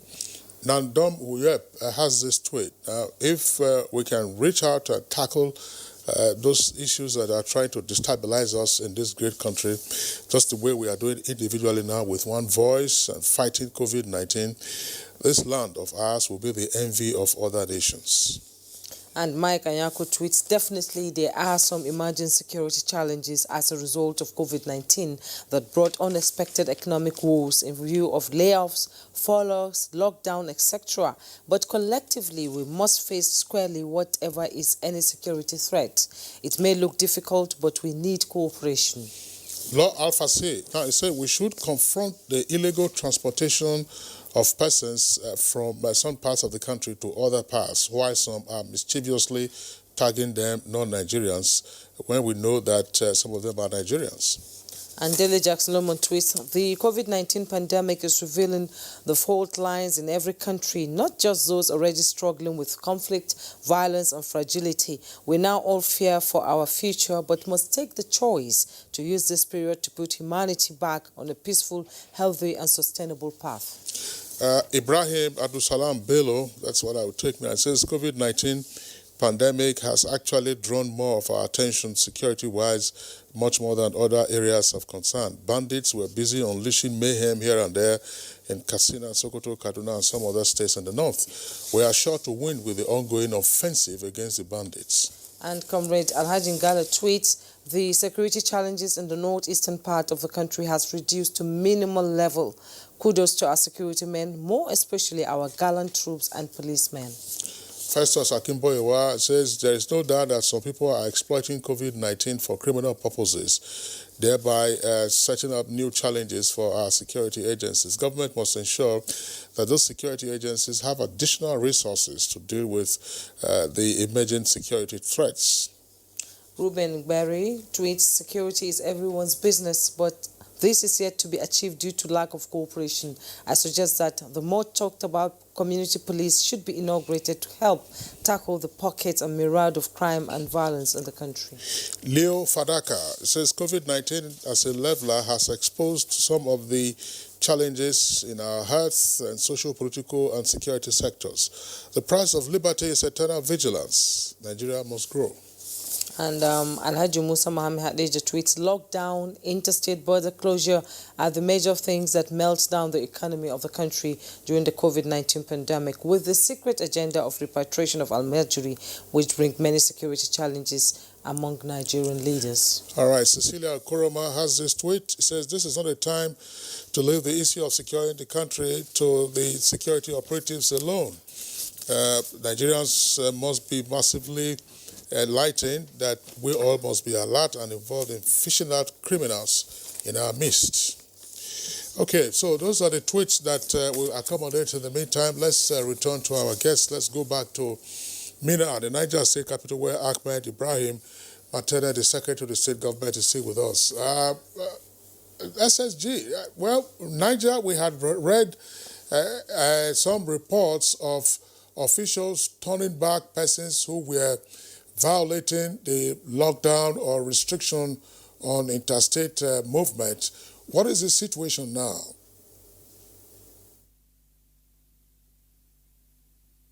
Thank you very much. Let me also add my word, my voice to the fact that we have seen some level of breach in terms of interstate travels and night travels. Many of the cases that we have recorded in Niger, 99% of it actually were from people, migrating from one state into Niger. And when they get to Niger, we intercept them, we quarantine them, and take their blood samples. And all the cases, 99% of the cases that you have found against Niger were actually people, in transit. So it means that, for them to have gotten their way into the state, in spite of the bans, show that there has been some level of breach, by our security agencies. I'm a member, I'm the chairman of the task force in Niger, and I've seen severally that we had to go and enforce, some of these measures ourselves, not even by the security agencies. So I think a lot needs to be done in order for us, to really curtail, the spread of the virus. We have also put up measures to ensure that, those who have no business, coming into Niger, we return them back to their original destination. And of course, if we found that, they are also destined to some other state, we escort them out of the state so that they do not stop over and then probably, spread the virus. We need to do a lot more. We need to have a lot more coordination. Every state must have to see itself taking responsibility to ensure enforcement of the order so that all of us will be safe. We have always told the security agencies that, look, they are also sustainable to the virus. Simply because you can collect money and allow, passage of individuals into, other states will not protect you from the virus. So we need to be very careful. We need to know that, this is a coordinated national action that we all have to have responsibility for. We also want to, and I like this idea of evaluating, and assessing how far, these enforcement of these measures are, so that we'll be able to, have, some other, strategies, to adopt to ensure that, within the shortest time, we're able to, to curtail this virus. Of course, the virus doesn't migrate. It is people who really traffic this virus, across the country. So we need to really work hard, on interstate travel and, of course, the night travels. Many, of course, because of economic reasons, will have to find, no matter what it is, to get to the next market. We have caught people who had to travel from Lagos, into our markets to buy food items. We also have seen people going to Kano, because they wanted to buy some wares, that they need to meet, with the demands, of the market for Ramadan. So all of these have also really compounded the issues, and we hope that with some new measures, this will be curtailed, and people will be, become more disciplined, to really help, in the curtailment of, the spread of the virus. Thank you. Okay, Ahmed Ibrahim Metani will come back to you before the program ends. Actually, would like to go to Jos, where General Talong is waiting. You spoke about insecurity of people passing through other ways, not the usual way that the people pass to enter Jos. They go through the bush part. And the question I want to ask you, how do we begin to understand the enormity of the situation we're in now?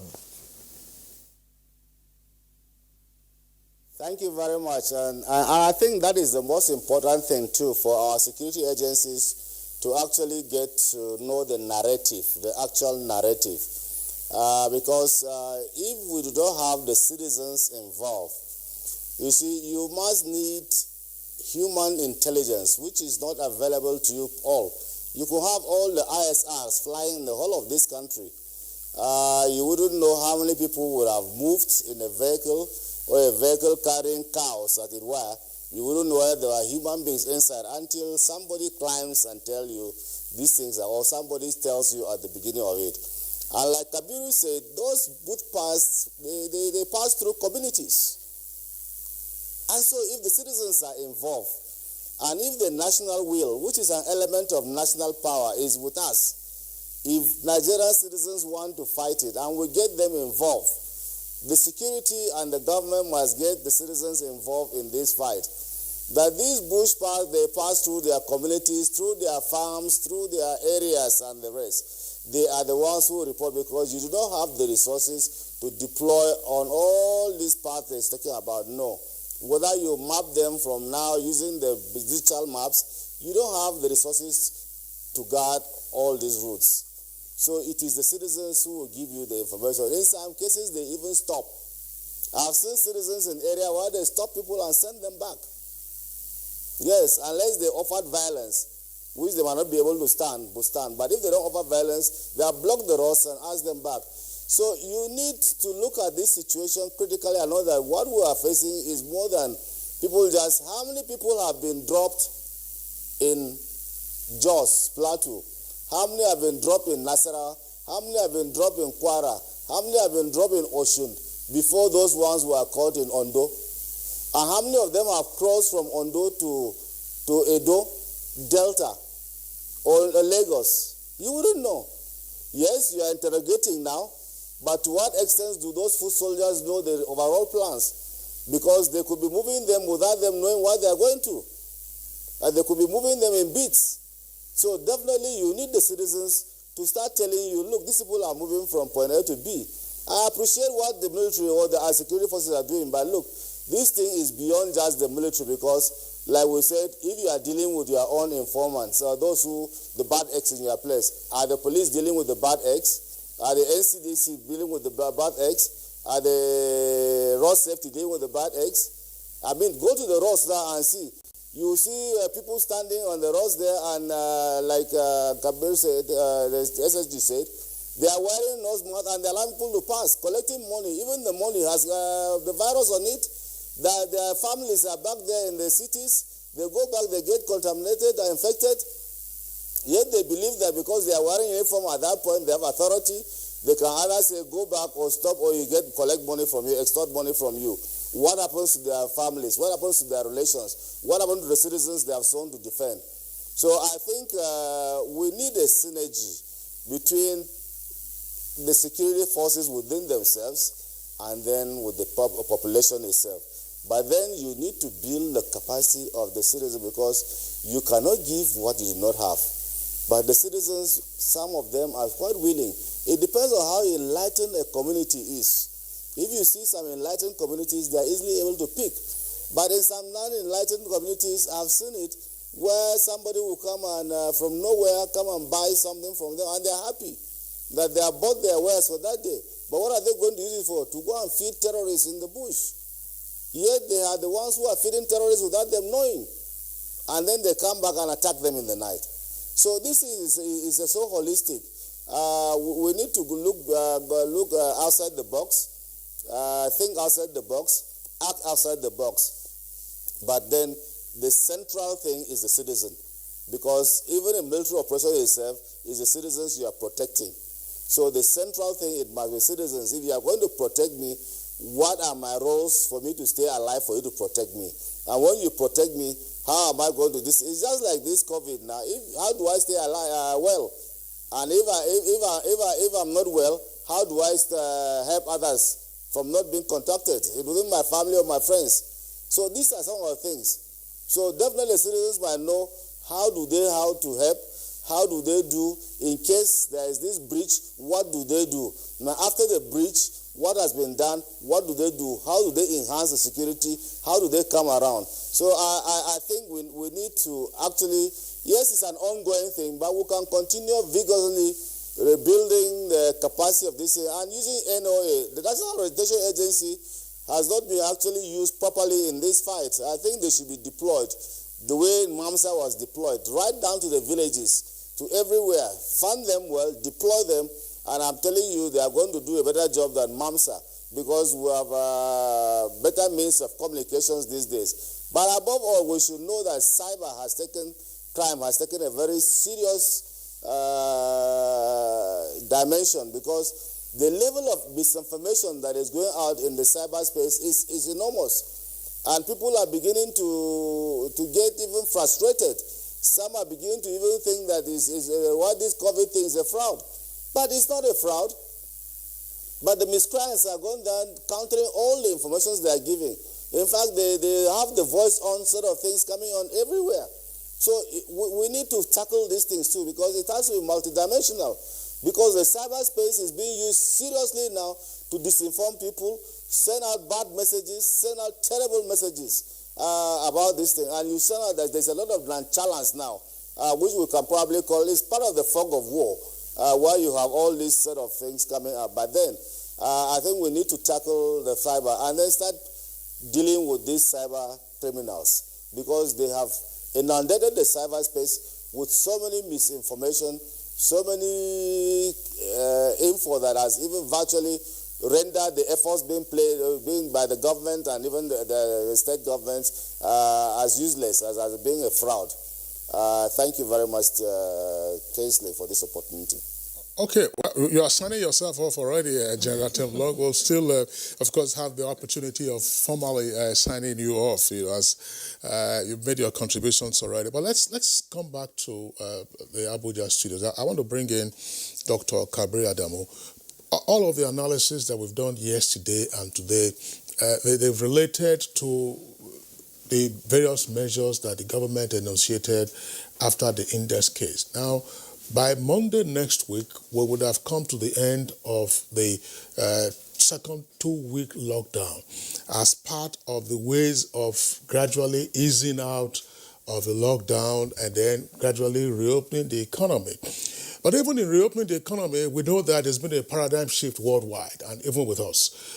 There are some dire predictions with regard to either a recession or a depression. So the economic woes are likely to escalate. Now, is this going to provide some respite from some of the criminalities that we are seeing now, or is it likely to deepen the nature and texture of the criminality, and therefore, futuristically, how might we prepare for it? Now, we're dealing with some of these issues now. We've seen the clear breaches, but after the lockdown is over and we are coming face to face with the reality of the new economic situation, and we are seeing either new or extended forms of criminality, how do we deal with those ones? Kabir. Thank you, Kingsley. The reality, and I hate to be the harbinger of bad news, as it were, is that there is a correlation between an economic downturn and spike in criminality. In this instance, there are a multitude of factors that we need to to mention. I'll quickly run through them. One of them, for instance, is the criminal justice system that has been affected by COVID-19. Most times we tend to forget this. The court system currently is in, for lack of a better word, a state of comatose. They are also affected by COVID-19. So the ability to sit and administer justice has been affected. That means a lot of cases are being delayed. That's one. The correctional services, and that's the one that worries me. There is a presidential directive to release or decongest the correctional services. The method that has been used for this decongestion, unfortunately, has not been very transparent. In other crimes, they have the concept of forelearning, which is to release a prisoner, he's released, but you are also putting him on surveillance. Unfortunately, we are not doing that in Nigeria. I would recommend to the Ministry of Interior to consider that concept. Release them, but get guardians, as it were, from within the society. Talking about parole? Well, it's a concept of parole, but in this instance, it's a presidential directive that says decongest the correctional services. They release them currently without any form of surveillance on them. Now, my worry is this. Within the correctional services, we know that some prisoners have been indoctrinated. Unfortunately, this is a reality. They've been indoctrinated sometimes through terrorism, sometimes through criminality. So you are releasing them without any method of surveillance. We need to put them on surveillance through this concept of following. So I'm talking about the criminal justice system that has been affected by COVID-19. Then the one that stares us in the face is the number of people that may be out of jobs. I run a consultancy. I was able to pay my salary for March and April.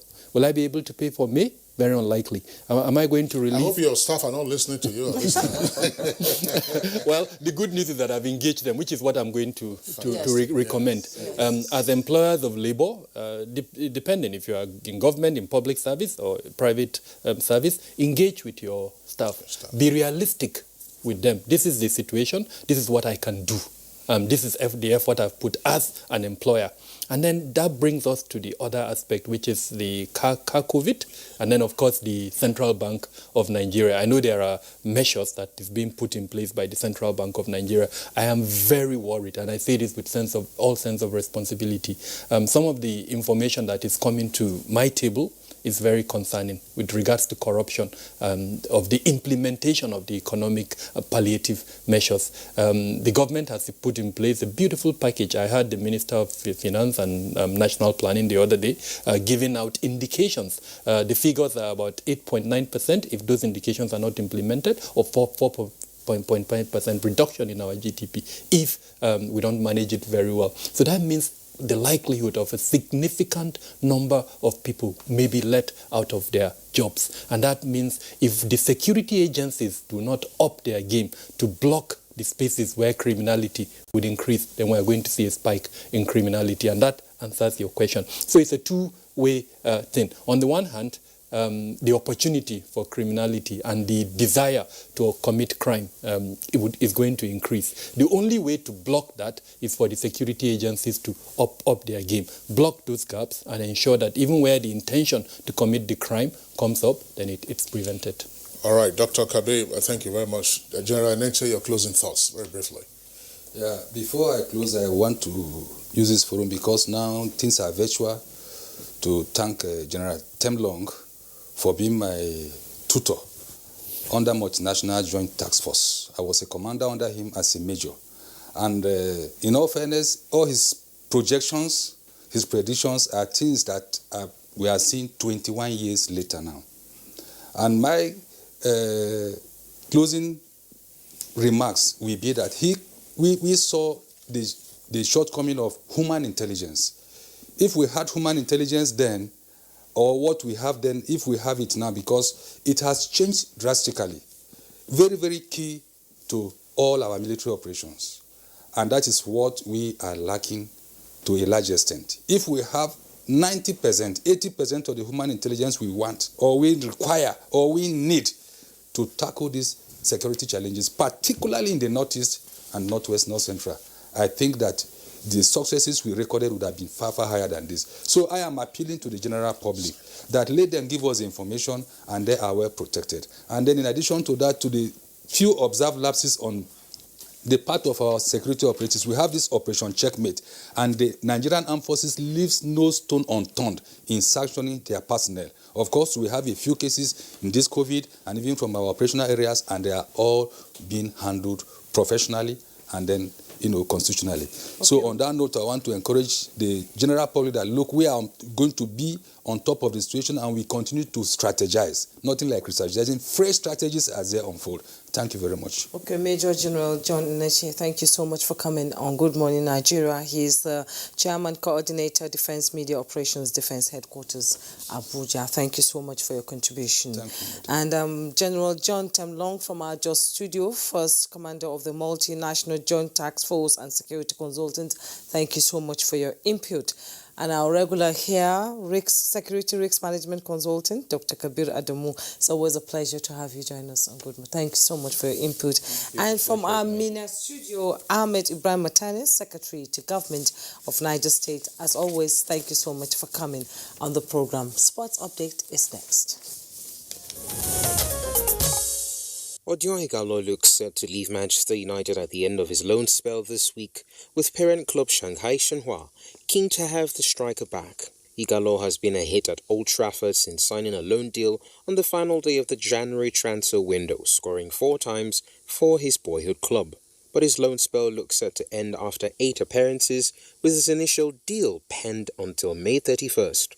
United's season will now extend well beyond that as a result of the coronavirus pandemic that has caused a suspension to the campaign, with United not playing since their 5-0 demolition of LSK Linz on March 12th. United still have 9 Premier League games to play and remain in the Europa League and the FA Cup. They are keen to keep Ighalo until the end of the season and have held discussions with Shanghai Shenhua about extending the loan deal. Meanwhile, the Women's Super League and Women's Championship seasons have been ended, with the outcome of the WSL title and promotion and relegation issues still to be decided. The joint WSL and Women's Championship Board has sent various recommendations to the Football Association Board to determine the most appropriate sporting outcome for the season.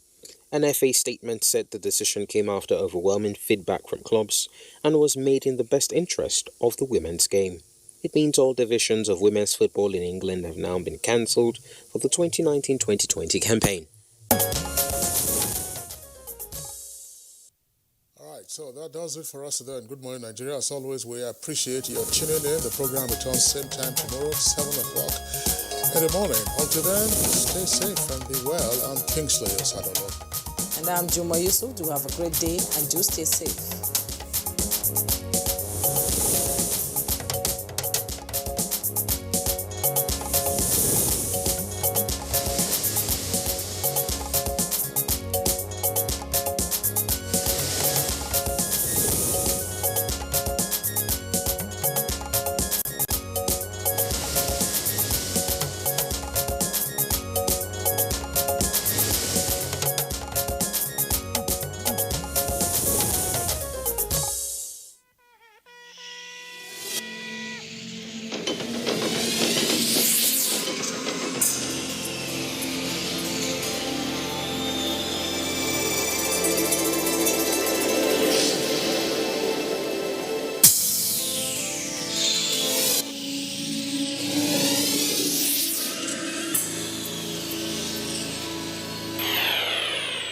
NTA, you can't beat the rich. The following guidelines for eased lockdown, as announced by the Presidential Task Force on COVID-19, are effective from 4th May 2020 in Abuja, Lagos, and Ogun states. For public spaces, the following are mandatory: improvised face masks, temperature checks, hand-washing facilities and hand sanitizers, physical distance of at least 2 meters, no sporting activities and mass gathering. On travel, these are prohibited: passenger flights, interstate travel except essential services, movement of agro products and petroleum products. Note, there will be mandatory supervised isolation of returnees for at least 14 days. For markets and offices, neighborhood markets are to open 3 times a week from the hours of 8 a.m. to 3 p.m. Banks and financial services are to open from 8 a.m. to 2 p.m. Government offices are open only to staff from grade level 14 to 17 between the hours of 8 a.m. and 2 p.m. on Mondays, Wednesdays, and Fridays. Corporate offices and private sector are open to business from 8 a.m. to 2 p.m. Schools, churches, mosques, clubs, bars and gardens remain closed till further notice. COVID-19 is real. Take responsibility and stay safe.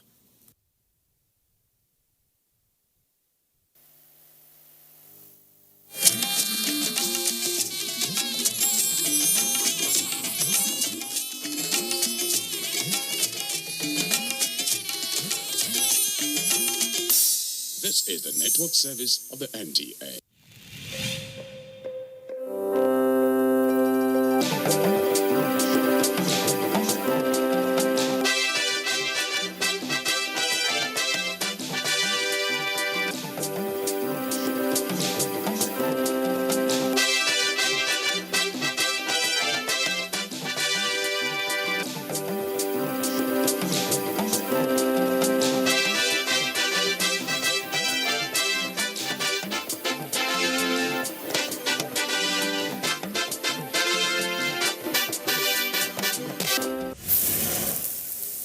Hello once again, and thank you so very much for joining us on Sports Reel here on the network service of the Nigerian Television Authority. I'm Ayodeji Makinde. This is a lovely Tuesday in the Federal Capital Territory. On the program today, we shall be taking a look at the decision by the Ministry of Youth and Sports Development and that of the National Council on Sports for the 20th National Sports Festival, which was to expect to have this year.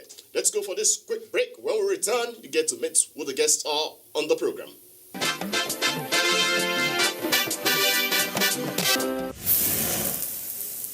Now let's hit the ground running by meeting our guests because Tolulokpe Oguntime is with me in the studio. He's the Vice Chairman, FCT Chapter of the Sport Writers Association of Nigeria. Tolulokpe, it's good to see you. And of course, you are keeping intact and also observing all precautionary measures against COVID-19. It's a wonderful time to be alive and to be safe and to be here to talk sports. All right, also joining us on the program via phone conversation is Chika Chukwu Merije, who is the Technical Director, Nigeria Taekwondo Federation, and also Albert Solomon, a journalist based in Kaduna State. He shall also be weighing in on some of the things that we'll be discussing pertaining to the National Sports Festival, because an 11-member committee have already been inaugurated by the Minister of Youth and Sports Development, Sunday Dare, with the mandate of finding a feasible date for the 2020 National Sports Festival over 30 to 45 days. Now, we're already 8 days into this. And let's start with you, Tolulokpe, because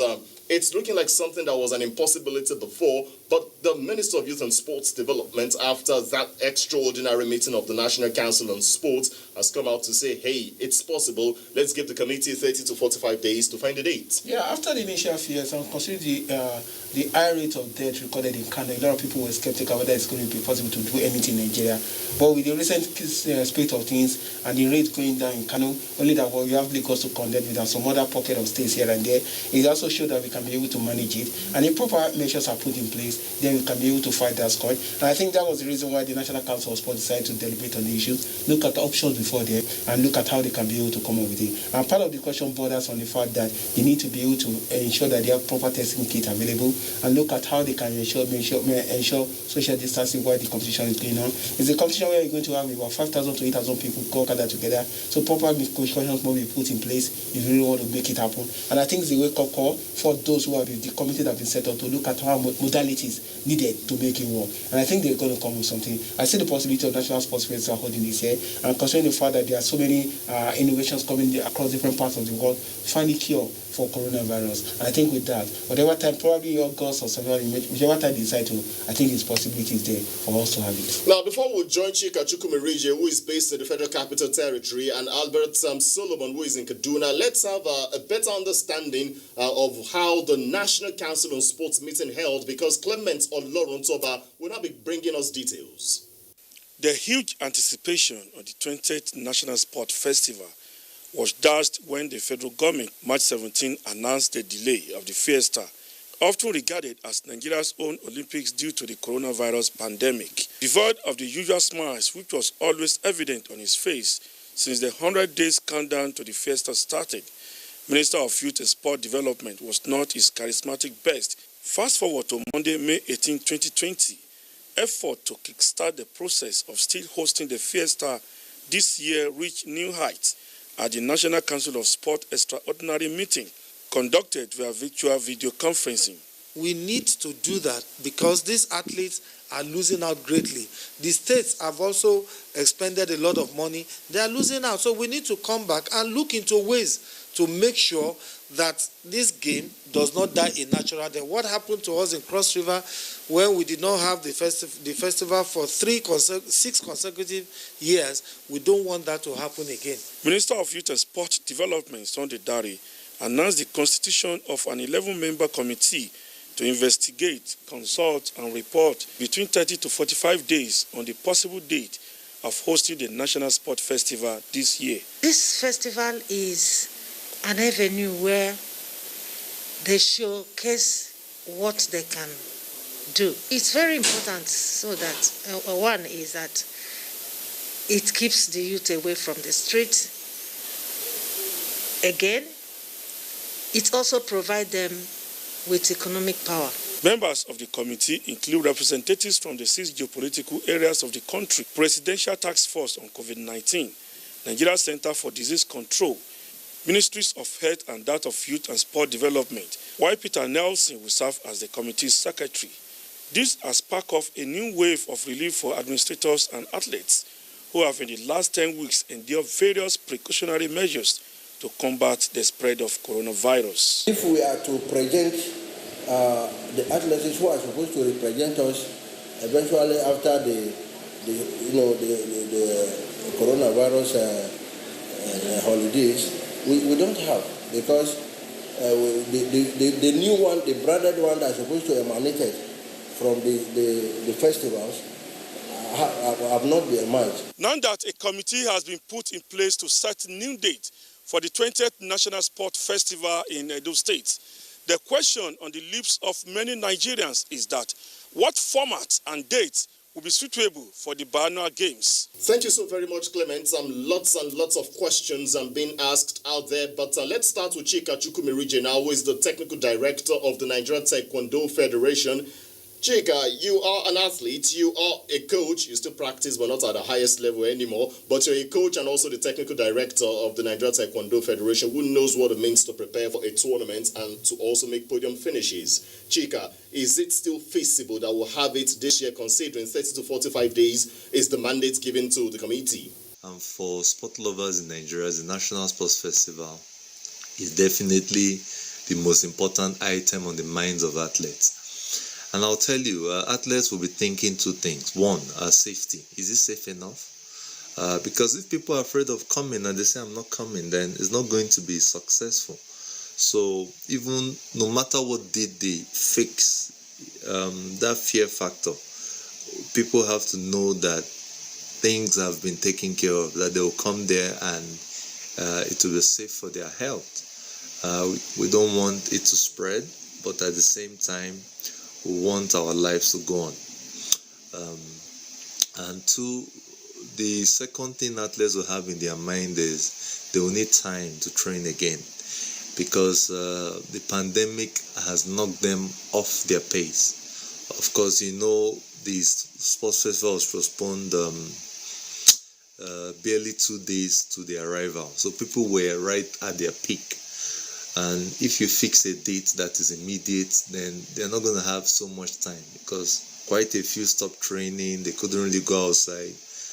They've been doing what they could indoors, and they're going to tell you that they need a few weeks to train again and build up that momentum so that we can see optimal performances at the sports festival. So athletes will basically want these two things: a bit of time to train, to get to their peak, and to make sure that the whole environment is safe and there's a lot of precautions taken against the COVID. So in regards to this, I think this is what the organizing committee have to look at. They have to work very well with the health professionals, look at what is being done globally to see how we can get our sports back in place. Crossing over from Chika now to Kaduna, where Albert Solomon is, how much of a relief would this be to many of the athletes who were gradually gaining full fitness and getting into the rhythm of the National Sports Festival before the pronouncements due to the coronavirus? Well, let me start by this. Now, you see that relief? That is how relieved a lot of Nigerians, the athletes, in fact, myself, will be when the National Sport Festival gets underway again, especially this year. You know, it's a good thing hearing that the Ministry of Youth and Sport and the stakeholders concerned held a meeting to delegate or to appoint an 11-man committee for them to come up with possibilities of how to finish this National Sport Festival. Well, looking at everything, okay, if not for this COVID-19, we'll have get done past this and we'll have discovered more talents, you know, for this sport festival, especially more Choma Jonas and co, you know. But notwithstanding, I am sure we're still going to get the best out of these athletes. Well, interesting aspects and interesting views from Chika Chukwumerije and Albert Solomon there. But let's go a bit deeper and get the feeling of the man himself. That's Sunday Dare, who is the Minister of Youth and Sports Development, who has also been speaking and believes that we're going to have the National Sports Festival this year. He has this great level of optimism. We had an extraordinary National Council on Sports, which I had to call. That council is the highest decision-making body for sports development in Nigeria. And we had to do it virtually. We had over 87 council members attend with a singular agenda to look at the prospects of hosting the NSF 20 this year. Unanimously, we had an agreement that it should be held this year. But of course, we had to set and meet certain conditions precedent. And we needed to set up a select committee of 11 to look at this condition precedent. What are these condition precedent? One is that we need to check the readiness of Edo in the light of COVID-19. The case of infrastructure is settled. We have almost a brand new stadium. We've seen the facilities, we've seen the hostels, but the COVID-19 structure, will they be able to test all the athletes that will come? Because now everybody that is going to be part of any sporting events must be tested. So that's part of it. Do they have enough isolation centers, enough hospitals? Do they have enough health workers? Do they have body scanners? Do they have sanitizers, enough face masks? All those must be present in the right quantity and must be functional. And then you talk about also establishing the protocol and all of that. So the committee has been set up. They have their terms of reference. They have 30 days. And that committee, we have someone from NCDC, someone from the Health Ministry, and someone from the Presidential Task Force. Because we must check whatever we want to do. This government will take a decision eventually, but as the ministry driving that festival, we will do our homework, we'll present what we found, and then we'll get approval from Mr. President to go ahead. Just the same way we went to him and say, Mr. President, these are the facts, we cannot go on. We need to go back and say, Mr. President, the facts on ground have changed. This is what we have, and we'll get this approval to go. Yeah, coming back into the studio now is still with me. That's Tolulope Oguntimehin, the Vice Chairman, FCT Sports Writers Association of Nigeria. Tolulope, during the lockdown, we saw a situation where people were restricted from moving. Now, it's not all sports that you can stay at home and have you have that full fitness, or you can readily keep fit. For instance, contact sports like basketball, handball, and the rest. We're seeing 30 to 45 days as the mandate given to pick a date by the 11-member committee, as spelled out clearly in the report by Clement Oloruntoba. 8 days already gone. Let's have your own view on this particular thing, considering what Chika Chukwumerije has said, and of course Albert Solomon. It's going to be quite interesting. They have a very